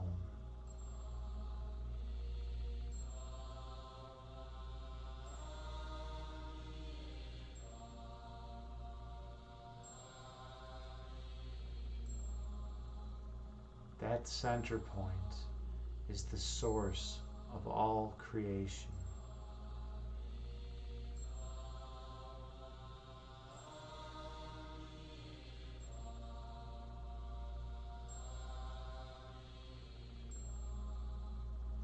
Inhale through your nose, gently raising your belly. Exhale through your mouth, gently lowering your belly. Breathe in through your nose, gently raising your abdomen. Breathe out through your mouth, gently lowering your abdomen. The breath calms the body, and the body calms the mind. Stay attentive of your breath count.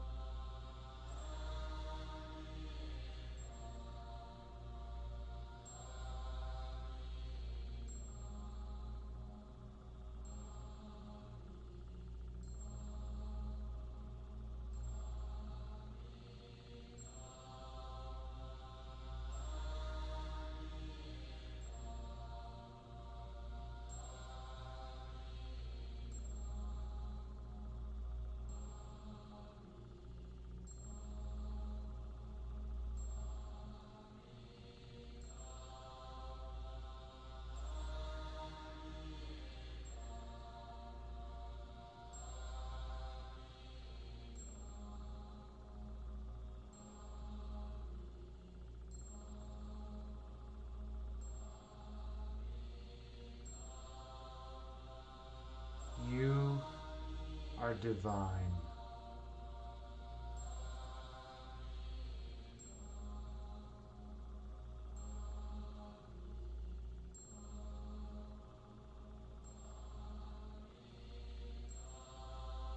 Being divine, you possess all the properties of divinity.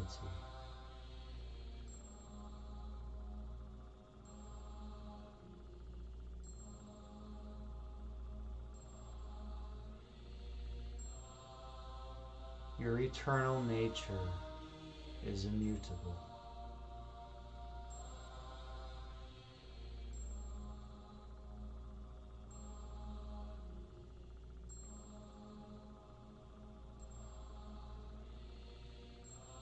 And in this place of perfect love, you feel nothing but compassion for all of humanity.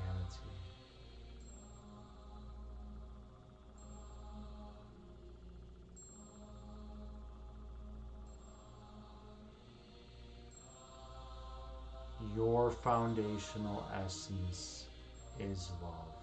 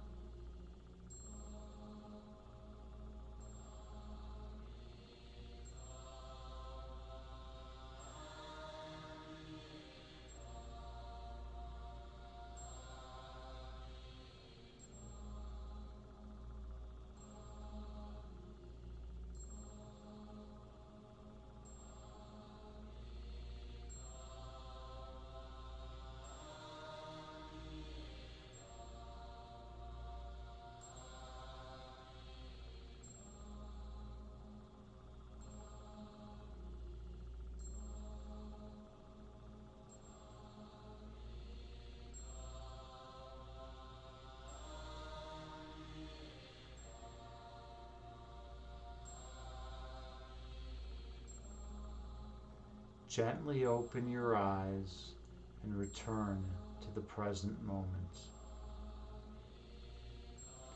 bringing with you the peace from this meditation throughout the remainder of your day. Namaste.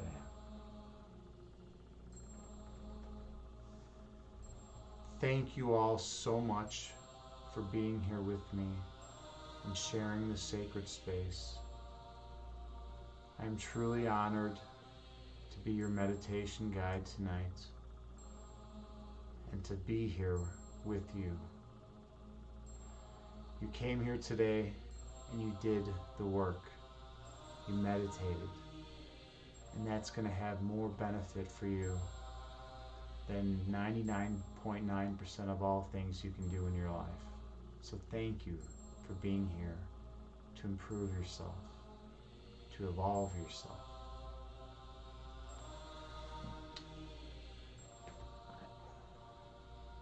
How was that for everyone?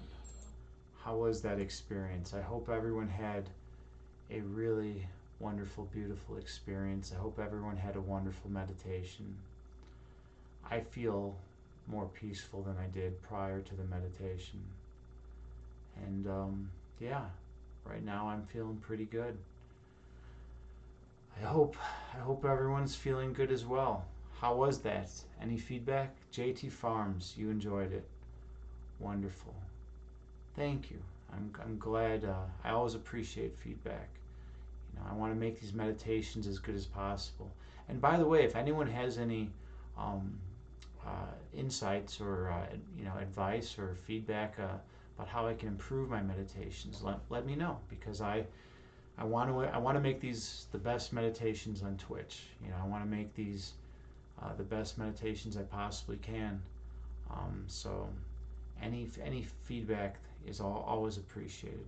Terror Time, oh, thank you so much, Miss Emote Queen, Miss Chocolate Emote Queen, the chocolate workoutaholic. Hey, Kittens Kung Fu is here. Oh my God, how are you, Kittens? Dude, brother, I've been missing you, man. I've been missing your streams. Like what's been going on? Have you been streaming these days? I haven't seen anything. I haven't seen any of your streams in a long time. Like what's new? What's going on? And you say, first of all, let me give you your shout out. Kittens Kung Fu is an incredible streamer here on Twitch in the fitness and health community. He's such an awesome guy.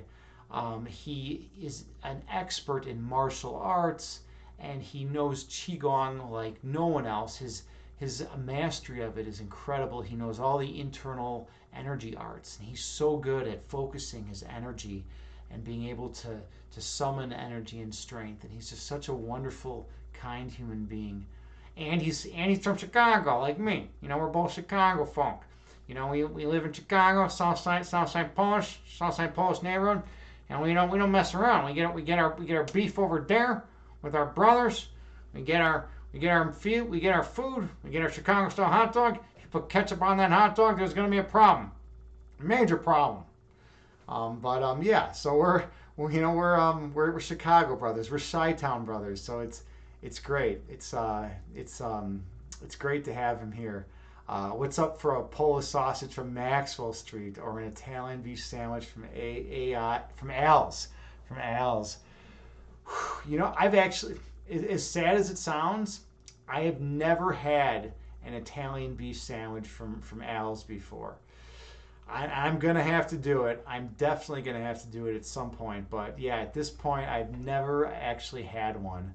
It's ridiculous because I've lived here my whole life. I mean, I went to undergrad in Peoria, Illinois. But like I've been in the Chicagoland area my whole life, and it's like I need to get an Italian beef sandwich from Al's. You're totally right, man. You're totally right. I mean, but there's so many good places, right? And I don't like the big chains. That's like another big thing with me. I like the small, authentic restaurants. The ones that have been here for forever and are just they're not the clean. They might not be like the cleanest, most pristine looking places. They might not be the most aesthetically pleasing, but they're not a chain. I don't like chains. Chains of restaurants. They just feel cheap. They feel inauthentic. You need that real place where you have like the owner of the actual place, they're working and greeting the customers and stuff like that. and you get the people that go there every day and are playing chess and are playing checkers, and it's just such an awesome community of people. And so yeah, like I need to try that. I need to try that beef sandwich from Al's, and I'm always looking. I'm always on the hunt for new places.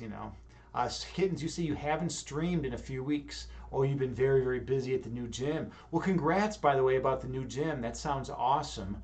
But I get it. Yeah, we get busy, and that's why I'm trying to take advantage of this time that I have now, where I have a lot of free time, such that I can stream as much as possible. Because there's going to come a point where I'm going to have a lot less time, and I'll be able to stream, much less. So I'm doing what I can right now to try to stream as much as possible. I mean, I think I've streamed like 14 days in a row, something crazy like that, maybe 15 days in a row, and then prior to that, I streamed like, I don't know, 9 or 10 days in a row. I'm just trying to get as much exposure as I can and to try to introduce meditation to as many people as possible.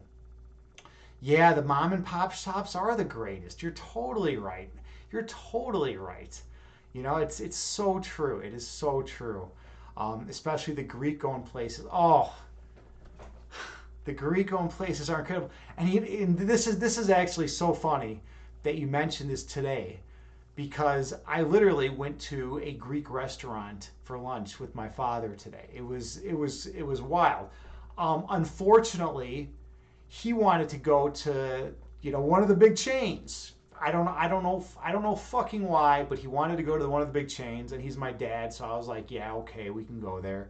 So we went to Greek Isles, which, I mean, if the food is fine in Greek Isles, right? It's the saganaki is spectacular. I had a Euro platter. I mean, it was great. It was fine, but like, it's not that authentic feel that you get when you go to like an authentic, Greek restaurant in the city, man. It's just not the same. I mean, Greek Isles is like, like it's for like, rich like Oak Brook people. I think that's where it's located in Oak Brook. Like super rich suburb, southwest suburb of Chicago. It's not for me. But if my dad wants to go there, I'm down with that.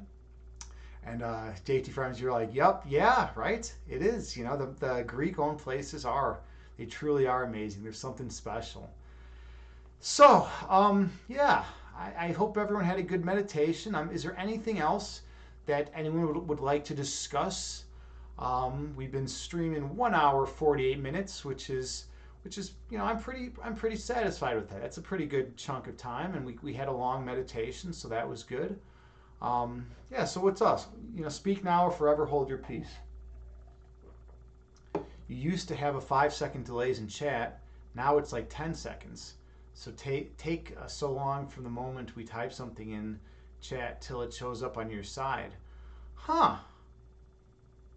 Very interesting. Well, I don't know.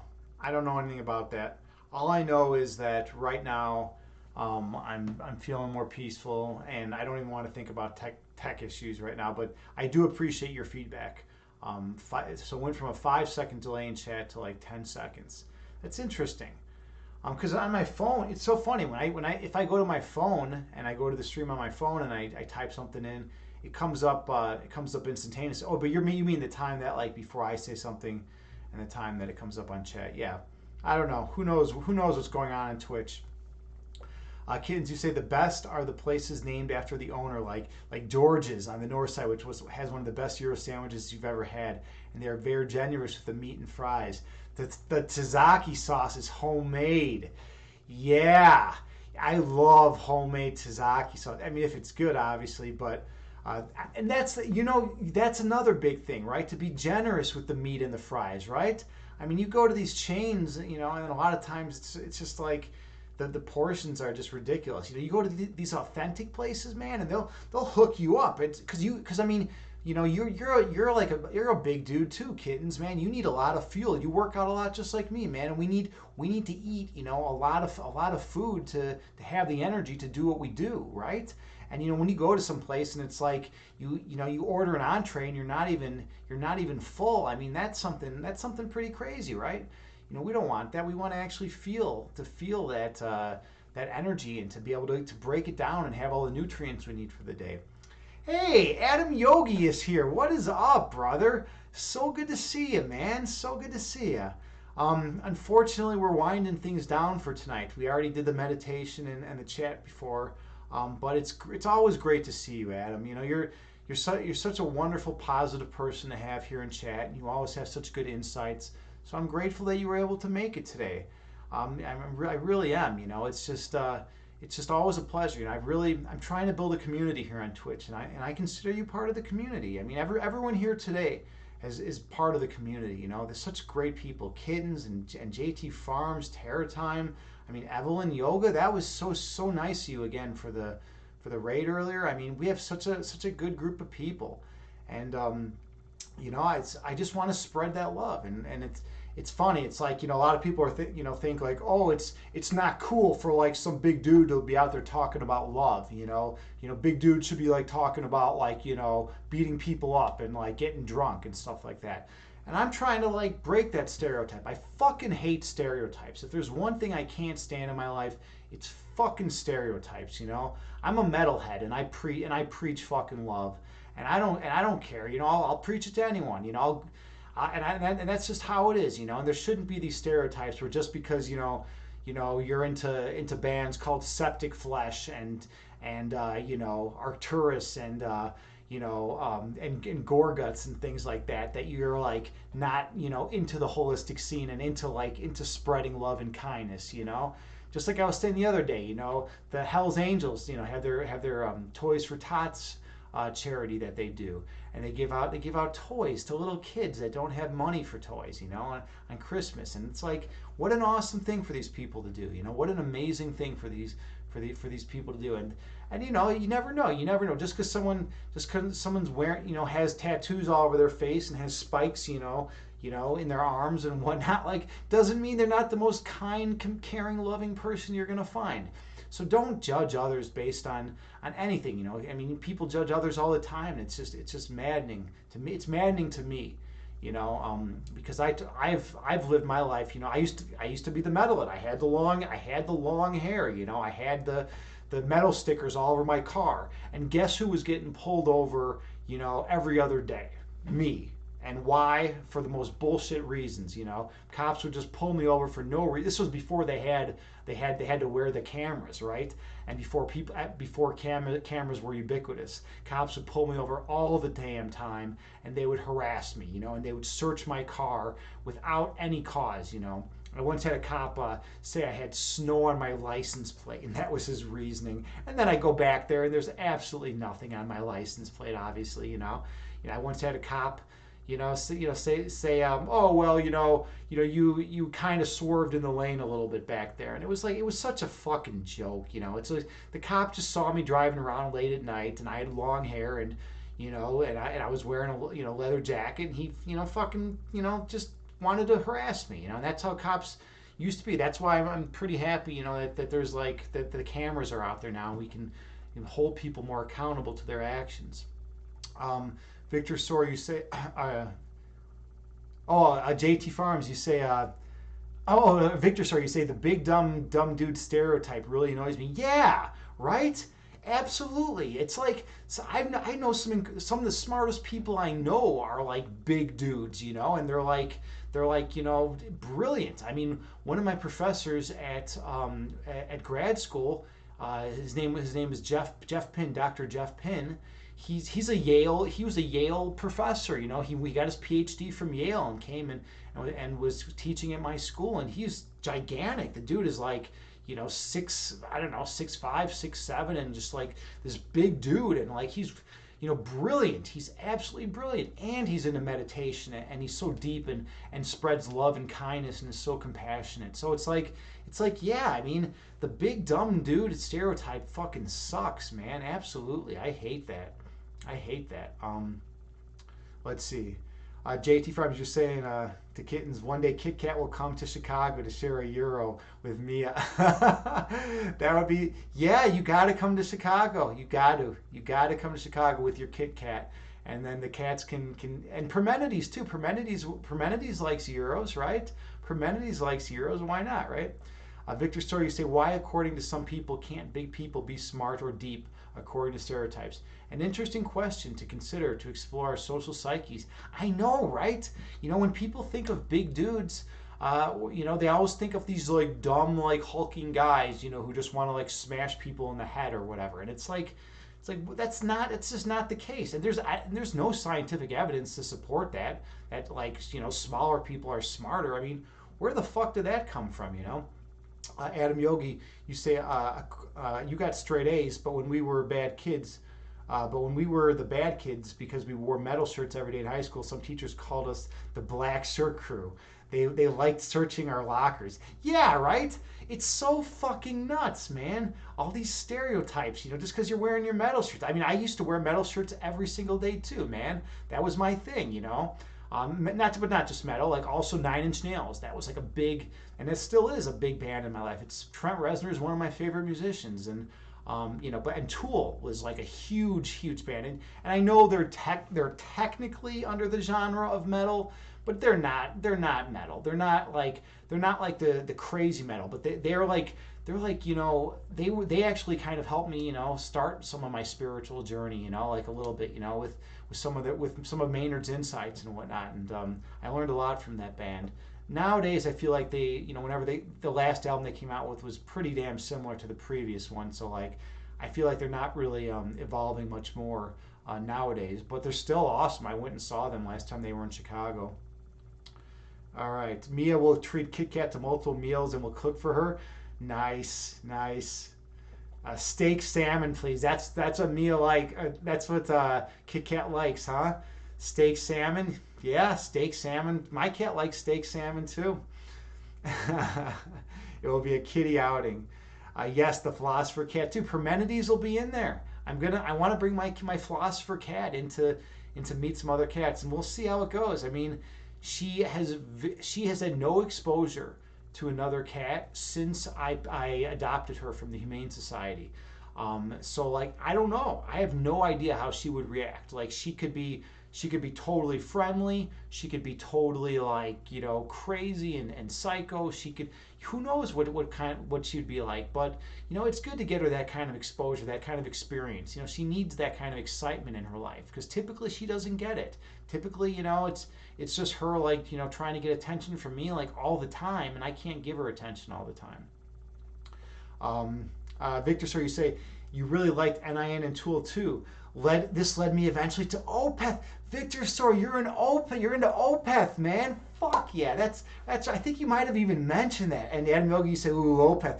Opeth is incredible, dude. Those guys. You know why I respect Opeth so much? Because they have not been afraid to change their musical style throughout the years. Like one album sounds so different from the next. They evolve. The thing that I can't stand are bands that like they come out with an awesome, cool album, right? And then like you're all excited and they get huge, and then like the next album sounds like the same. And then the next album sounds the same. That's a telltale sign that those artists are not growing. They're not growing. They're not evolving. They're not evolving themselves, right? The whole point of this channel, to evolve yourself, right? They're not evolving. They're just staying the same. They're in the same rut. They're like, oh, we found something that works, so let's make everything sound like this, And it's garbage. And, sure, people may like buy their next album and buy a couple more albums, but eventually people are going to get sick, and they're going to sick of it. And they're going to realize that there's no new insights. There's no new talent with those bands. Yeah, but Opeth is fuck yeah, man. That's cool that you guys are all into Opeth.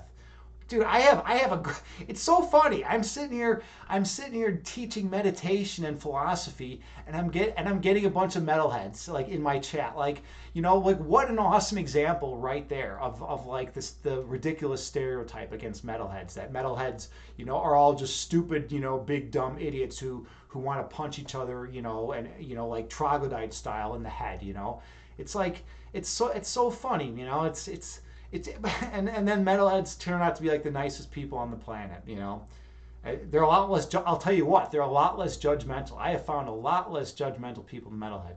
There is, but I will say this though, there is a little bit of elitism, right, in the metal community, and so that you have to say that, to be perfectly honest. But in some areas, but for the most part, metalheads are just They're just the nicest people you're gonna find, and they're loyal too, and they're there for people. And you know what though? If the situation calls for it, a lot of times, they'll be willing to throw down too. And that sometimes you have to defend some. You got to defend someone. Like if you see like a someone who's getting like robbed or whatever, and you can help, like step in, if you can. Or if you're getting robbed, you got to defend yourself, right? And so like yeah, sometimes action is necessary. JT Farms, you say, or Adam Yogi, you say, the one in my Twitch profile, her name is Charlie. Oh, your cat's a solipsist? Your cat is a solipsist. Dude, that is funny. That is so funny. That reminds me of a story. When I was an undergraduate student, I took a philosophy class, and I had a really awesome professor, and he kind of got me into philosophy in a lot of ways. But anyways, he said that he once was in the stall in grad school in the philosophy department. He was in the bathroom stall, and written on the back of the door of the stall was "Solipsists Unite." And he thought that was the funniest thing, and I think that's a pretty damn clever fucking thing to say, and to graffiti on the back of a stall, if you're going to graffiti. But that's cool though that your cat's a solipsist, that's a. Here's the thing about solipsism though. People, I mean, it's funny to joke around with, but people who hold that view, it typically goes one of two ways. They either piss everyone off around them, right? Because they're like they come off very egotistical or whatnot. Or they end up in jail or in an institution and a psych ward, and it doesn't end well for people who hold that view. Like there's not really many good outcomes of being a solipsist. All right, yeah, Opeth is brilliant. What are your favorite Opeth songs or songs from NIN Tool artists like that? Wow, holy shit, we could talk forever, man. Okay. Let me just say this first. Downward Spiral it's always in my top 5 albums of all time. It's such an incredible fucking album. I mean, it changed the way music was made. There was nothing like Downward Spiral prior to Downward Spiral. And you know what? No one's ever been able to replicate it. I mean, Nails and Ministry were like the 2 founders of the industrial movement, and Downward Spiral. And then you had Pretty Hate Machine, you had Broken, but Downward Spiral was like something so new and something so original, and it just changed everything. And then with Tool, holy shit. Undertow had such a profound influence on me. That album was just incredible.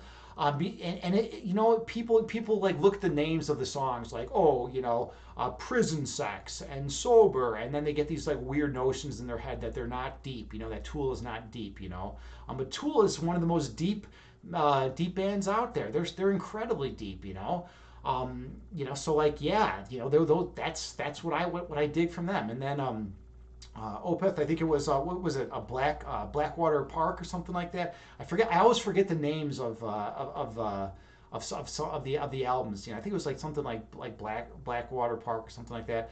But yeah, I don't know. Whenever I listen to Opeth nowadays, what I do is I just put the album on. I just put the album on shuffle, automatic, or not the album, but the group, the artist on automatic shuffle, and I just let it cycle through all the songs, and I go through there. Now I'm really curious. Yeah, what was the name of that Opeth album? I gotta look right now. Give me a second. Opeth. I have the entire collection. So Opeth, Wikipedia, documents or discographies. Yeah, Blackwater Park, right? That was an awesome album. And Damnation. Damnation is definitely one of my favorites as well. That was such a good album. those two albums really inspired me. And you know, their older, more blackish metal stuff, you know, pure black metal stuff was like you know really you know good. And I like that. I like when a band comes out with like that pure like you know growl and that intense you know black metal sound, and then transitions away, kind of like Ulver. Ulver is another one of my favorite bands. And they, you know, like initially they were just like straight up like, you know, black metal, you know, like, you know, hardcore, you know, black metal with the blah, blah, blah. And think about how Ulver has changed over the years. Holy shit, Ulver's like, I mean, now like I think they had the assassination of Julius Caesar, right? And then I think they came out with one more album after that, and the sound is just totally different compared to their original stuff. And it's funny, like a lot of their original fans were not cool with the changes that they've gone through. But I respect that so much. I respect the fact that they've evolved and grown, and I love bands that do that, you know. And that's what I'm always looking for. That's why I like Trent Reznor so much.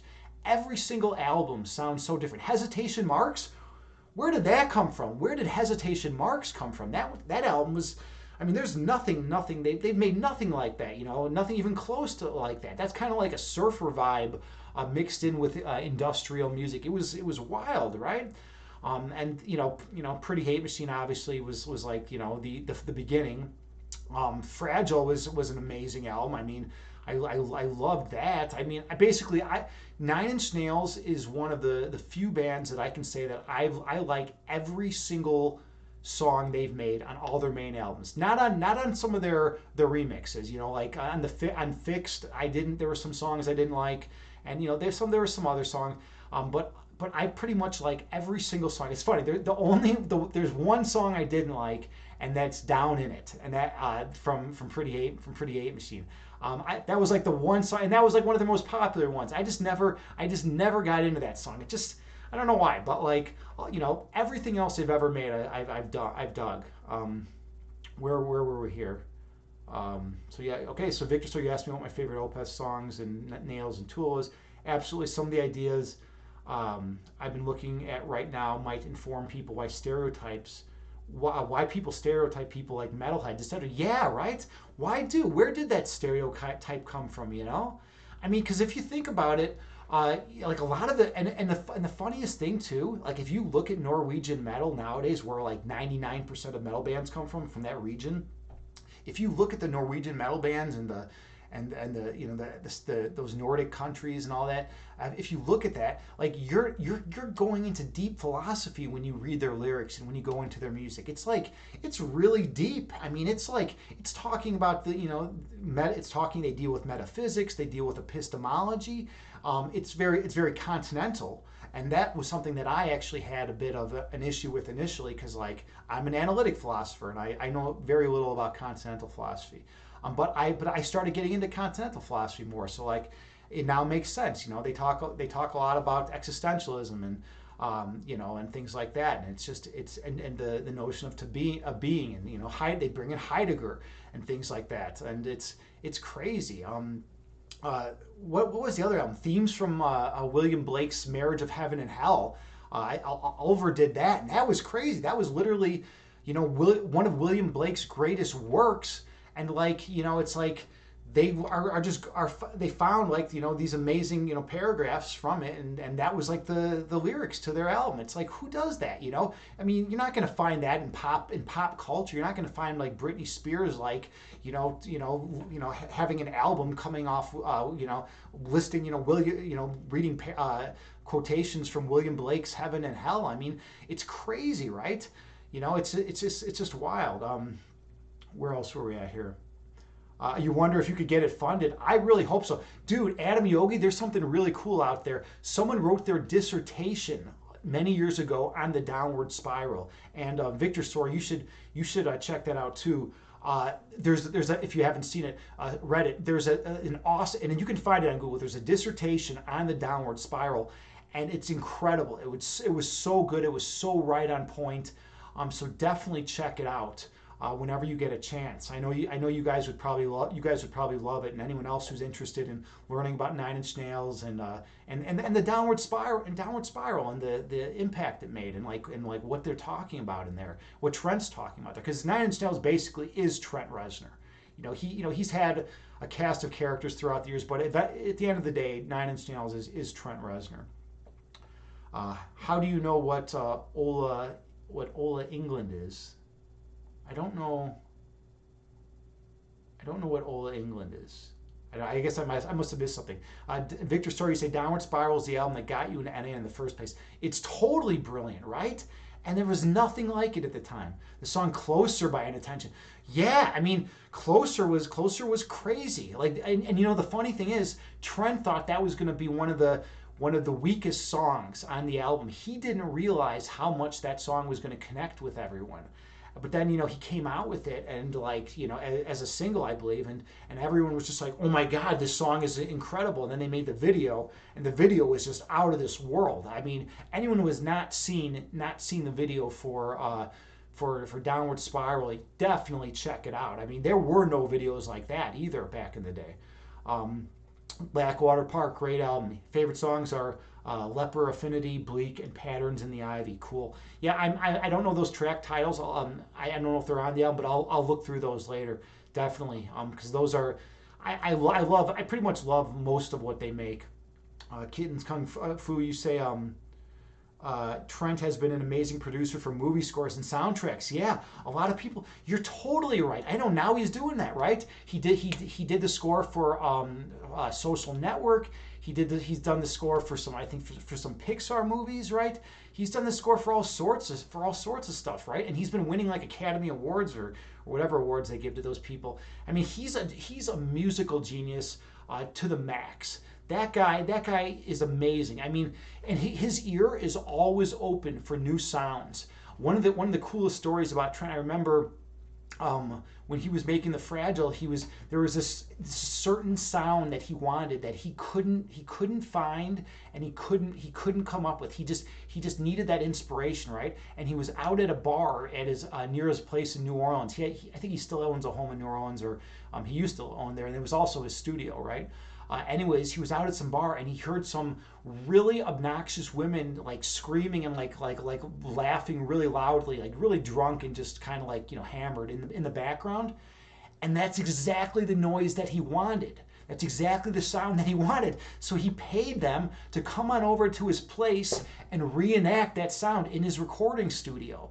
And it was like such an awesome move. And it's on one of his tracks. If you look it up on Google, you'll be able to find it, what track it's on. But you can hear it then, and it's cool. And then there's another cool part from some crazy old sci-fi movie that he took and he clipped, and it's in what song is it in? Reptile. It's in Reptile. It's like that sound that goes like doom doom doom doom doom. It's like that was like the worst rendition ever. I'm so sorry, but like if you look it up, you'll see it and you can hear it. And it's from this sci-fi movie. And sci-fi horror movie, I think. And I went and I checked out the sci-fi horror movie. You could probably find it on YouTube, right?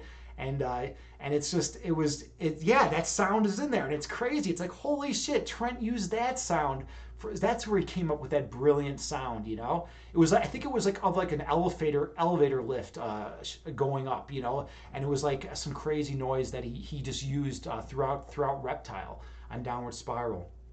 Okay, let's see. Victor Story, you say, may I share a link to Patterns in the Ivy Part 2? Not in the original. Absolutely, yeah. I have links set up. And so like, yeah, definitely you should be able to share it. If it times you out, I am so sorry. It might time you out for like a few minutes or something like that. But I had a link set up. Mobius, you say, is there rants? What's up, homies? What kind of rants are you talking about? You want to go on a rant, dude, or am I going on a rant? I mean, I'm always going on a rant. I'm a loquacious guy. I'm always talking, crazy, my crazy philosophical ideas. I'm talking about metaphysics and philosophy and all that. But rants are good, man. You're down for rants, dude? Well, I'd love to hear your rants, man. What's going on? How have you been? Mobius is a phenomenal streamer here on Twitch. Did it shout you out, Mobius? Did it not shout you out? Hold on a second. What is going on with my stream elements today, man? It's not giving my shout outs correctly. All right, I'm getting pissed off about that now. You know, I just had this like super peaceful meditation, and now I actually have to do stuff by hand. Let's do shout out Mobius. There we go. Okay. I don't know why it didn't. Let me write myself a note. I mean, I know it's shouted. I know it's done automatic shout outs for you in the past. That's why this is not working right. DJ Imbalance was in here earlier today too, and it didn't give him the correct shout out.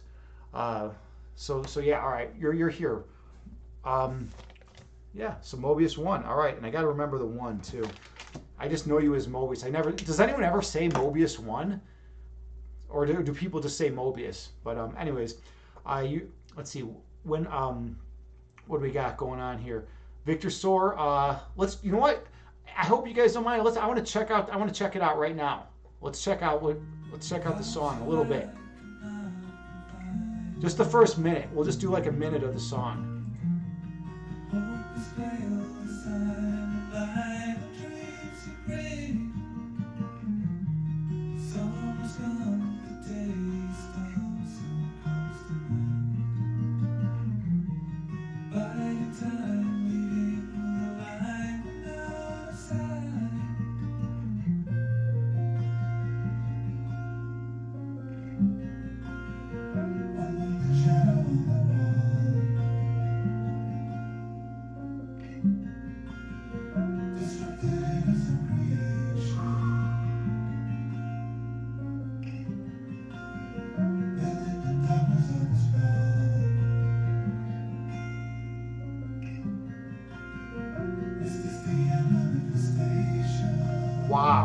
Wow, yeah, man. Dude, nice recommendation. Awesome. Thank you so much for sharing that. All right.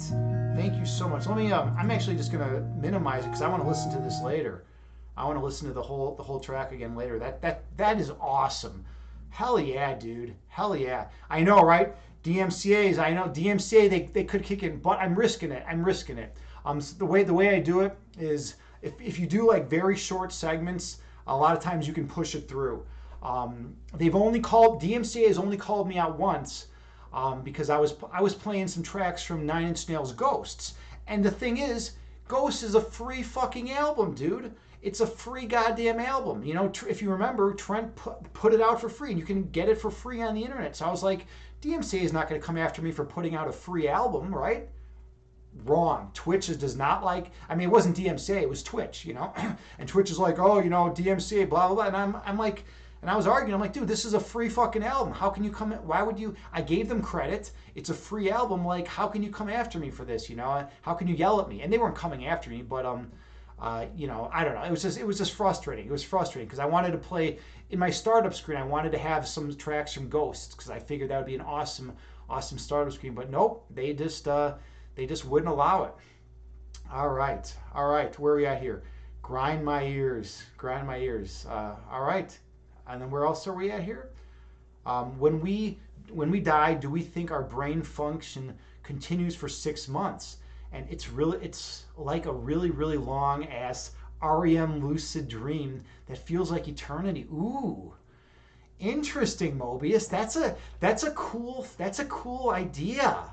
Yeah, dude. I don't know, man. I don't know. That would be wild though if our brain function does continue for 6 months. I mean, and it's like a really, really long ass REM lucid dream. I mean, you know what? My dreams are so ridiculous. I hope it's a good dream. If that's the case, I really hope it's a good dream because I get some crazy dreams, man. I like that, dude. Mobius, you're so awesome, man.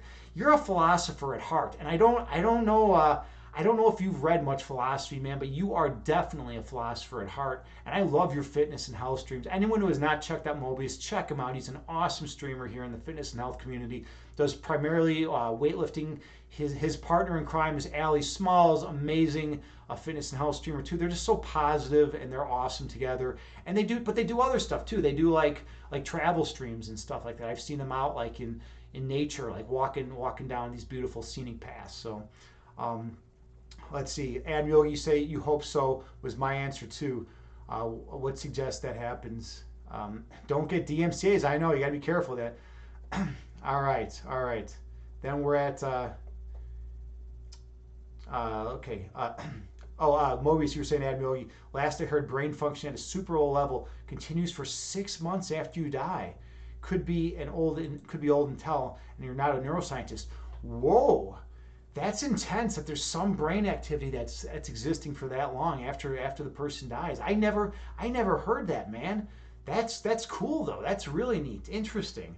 Huh. Interesting. All right. Like imagine that 5 minutes between your snooze buttons that feel like hours.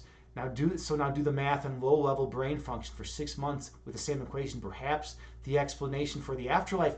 Yeah, right. And there's all sorts of interesting explanations for the afterlife. I like that though. What you're saying, like for a while, like I own a book called DMT, the spirit molecule. I don't know. Have any of you heard of DMT? It's dimethyltryptamine. I don't know if anyone in the chat has heard of it. It's oh, you hit Mobius, you have heard of it, yeah. So they call it the spirit molecule.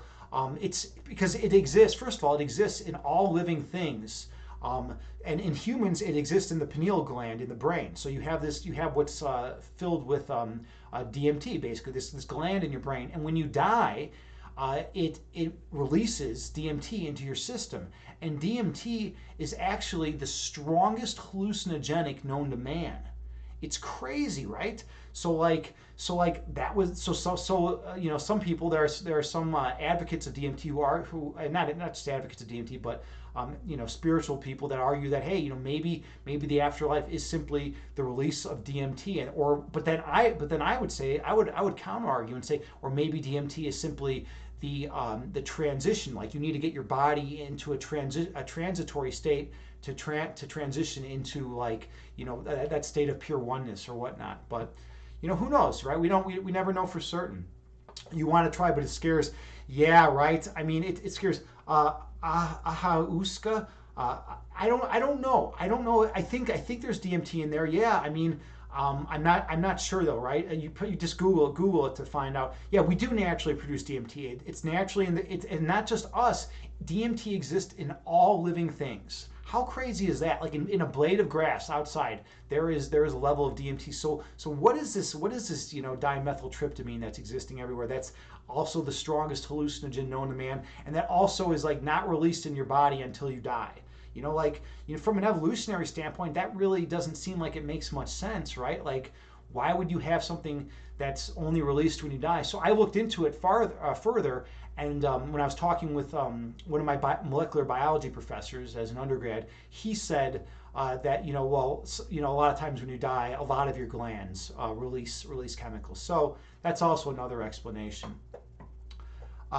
Let's see. Victor, sorry, you say Chalmers, the hard problem vibes here. Yeah, right. The hard problem of consciousness. Those of you who don't know what the hard problem of consciousness is, the hard problem is basically how it is that something immaterial, so something like consciousness, how is it that something that is not made of matter, such as consciousness, can arise from the brain, which is made of matter, which is material? And no one has no fucking concept. No one has any fucking concept. And I just dropped 2 F-bombs in a short period of time, but no one has any concept of how that is the case, right? And we're not even close. We're nowhere near ever, bridging that gap and figuring that out. I mean, how is it, right? If it is the case, let's put it in analytic philosopher terms. If it is the case such that if it is the case such that the brain gives rise to consciousness, and then do the second part of the conditional, then how is it how is it such that or what is this immaterial thing? How can something immaterial? I just botched that really bad. I'm sorry. Man, I'm rusty. I gotta read up more on my analytic philosophy. But anyways, the idea is, yeah, how is it that something immaterial can arise from something material, right? We don't know the nature of material things well enough to even know how. What does it mean for something to be immaterial, right? Like what is an abstract object, like a number, right? And numbers are considered abstract objects. Like, what are numbers? What is their ontological status? I don't know. No one knows, right? Do numbers exist independently of human beings? I mean, do they? Is there such a thing in existence, call the number that exists, that's an abstract entity. I mean, we don't know these things. These are crazy questions in philosophy. Mobius, you say, what interests me is that on other drugs and alcohol, everyone can have a different experience, but with DMT, everyone's recount seems to be a similar experience. Is very interesting. Is this truly a unique realm of existence? Yeah, I know, right? DMT. That you're right. DMT and I recommend this book I have to anyone out there. It's called DMT: The Spirit Molecule, and it basically it's of a guy. He's I think some kind of like psychology PhD, and I think he injects himself or subjects with DMT. I haven't read it in years, but then he writes, he records all the effects and everything. And yeah, there was a lot of very similar experiences. They were all having very similar, times while on that drug, right? Victor, so you say, I think a part of the argument relies on the nature of evolution, which seeks efficiency. Our conscious experience, however, is anything but efficient.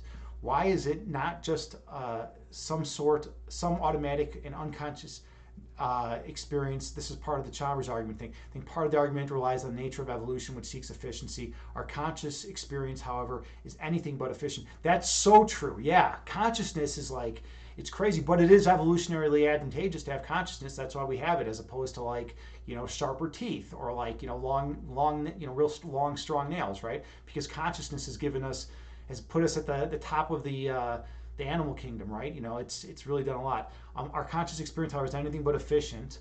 Why is it not just some automatic and unconscious experience? This is part of the Chalmers. Yeah, Chalmers. I think you're right in that too, from my understanding of it. Definitely. I think you're on point with that. Absolutely, man. This is great. So this is cool. We got some good philosophy talk in at the end of the stream, and I think I'm about ready to wrap things up, unless anyone has any final thoughts. You know. Oh, Adam Yogi. I remember learning about theories of the zeitgeist, like collective unconscious, that we all tap into. But I suppose we could go down the road about how DNA seems to have much more data in it than just instructions for cell growth. There are some that think there's a historical record built in. Dude, the collective consciousness, the collective unconscious, man. Like that's like Jungian stuff, man. I love that stuff, right? And there were a couple famous experiments that were done with that. And I believe the main one that got to me that I thought was coolest was they would publish. I took a bunch of people and put them in like a closed facility, right? So they couldn't leave, and these people had to do the puzzle from the daily puzzle from like the New York Times or whatever, like the daily crossword puzzle, right? So they were doing the daily crossword puzzle, and then over time, they increased a little bit because they were just getting practice, doing the crossword puzzle. But for the most part, they weren't changing. There was no dramatic changes in how well they were doing on those crossword puzzles. But then like one day, Jung gave them, or his research students, whoever was doing it, gave them a crossword puzzle that had already been published. The results had already been published in the papers, right? This is from a while back, right?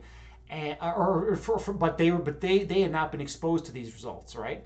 And the people who did this crossword puzzle that had already been exposed, to the world, but not to them, scored significantly higher in it, and that's pretty amazing to think about, right? So it's like, what accounts for that? And it was statistically significant.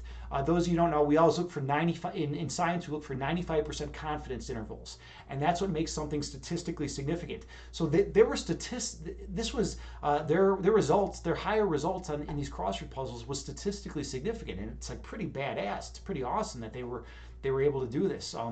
So yeah, so that was like one of my coolest things about the collective unconscious. But anyways, I kind of got sidetracked there. You were saying learning about consciousness we all tap into. But I suppose we could go down the road about how DNA seems to have much more data in it than just instructions for cell growth. DNA has a lot of information embedded in it. Because think about it from an evolutionary standpoint, right? We need our bodies to be as efficient as possible. We need that DNA to store as much in it as it can to make it efficient, to give us that evolutionary edge. So whenever there's a mutation and it's selected for in that environment, then that's going to get passed on to the offspring, and then they're going to have a slight edge over their competitors. And over the course of a vast evolutionary time, it's gonna become a dominant trait, assuming there's no negative aspects to it as well. So those of you who don't know, by the way, that's why sickle cell is still around. Sickle cell anemia is crazy because if you're a homozygote for sickle cell, you're basically fucked, right? You have the homozygous dominant, right? You have the two dominant alleles for sickle cell, and you're basically not going to be able to breathe right. Your red blood cells are going to be all sickled. Hey, Swiss R is now hosting my stream. Thank you so much. Swiss R is an awesome dude here, great streamer in the fitness and health community. Does these amazing travel streams of Switzerland, of Lucene, and just amazing travel streams. Definitely check him out. Wonderful guy. And super supportive. I call him the ambassador of the fitness and health community. He's that awesome. So definitely check him out. We were talking about sickle cell anemia. So if you have two dominant alleles for the sickle cell trait, then you're going to basically have sickled red blood cells, which means their shape is all fucked up, and they can't have hemoglobin bind to them very well. So like you're basically going to be like always short of breath, and you can't run around much, depending on the severity of it, right? If you're a homozygote for not having the sickle cell allele, and I'm sorry, that was homozygous recessive. If you're homozygous dominant for having the normal allele, then you're just not going to have sickle cell, and you're just going to live your life with normal red blood cells, right? But if you're a heterozygote, it doesn't affect you very much. It doesn't affect your red blood cells very much, such that they can still bind to hemoglobin for the most part. It affects it a little bit, but not a tremendous amount. So you might be thinking, well, then how did sickle cell become so prevalent in Africa, right? Because that's where it's mostly prevalent.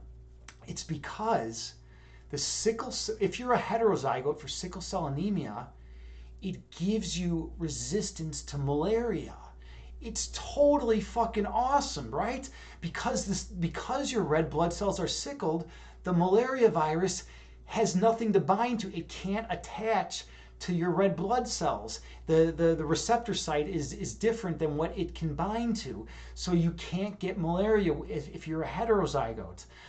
So there's an it's evolutionary advantageous if you live in a high malaria environment to actually be a heterozygote for sickle cell.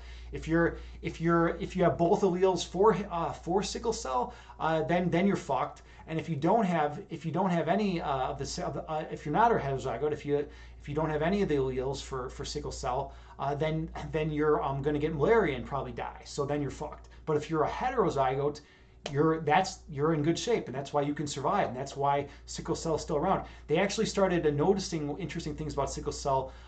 It's by the way, sickle cell is primarily in the black population because it arises, it's in Africa, right? And that's where it came out of. So when in World War II, when black people were flying in the planes, to drop bombs, like in the military, to drop bombs, and whatnot, they some of them were like having trouble breathing, and they're like, well, what's going on here, and that's when they noticed that they were heterozygotes for the sickle cell trait. It's pretty amazing. All right, Ed Milgie, you say you love Jung and. Or actually Jung, it's actually pronounced, I believe, and you've been reading some stuff he did on the chakras. Yeah, on the chakras. By the way, you can pronounce chakra as well. It goes both ways, So that's kind of something neat. But yeah. He's done a lot of stuff, and he's been in all these different disciplines. His shadow, the shadow, the Jungian shadows, and the archetypes and all that, right? I mean, it's all interesting stuff. But anyways, yeah, it's about time we wrap up, I think. Thank you all so much for being here and for meditating with me and for participating in the philosophy. I'm so honored and humbled to be your meditation guide and to talk philosophy with you. It's truly been an honor. I hope you all have a wonderful night, and I hope you have more peace in your lives than you did prior to the stream. And let's see who we're going to rate. Oh, Imbalanced Physique. Imbalanced Physique is streaming out. We're gonna give Imbalanced Physique a raid. Give him a lot of love. Awesome streamer here on Twitch, and is just real supportive of the community. All right. I hope you all have a wonderful day. And good, yeah, you too, Victor. Sorry, and yeah, good night to you too, Adam. Thanks. Have namaste to everyone here. Namaste to all of you. I love you all. Seltzy, hey, popped in at the very end. Shout out to Seltzy, and we're leaving. We're raiding. Good seeing you, Seltzy. Good night.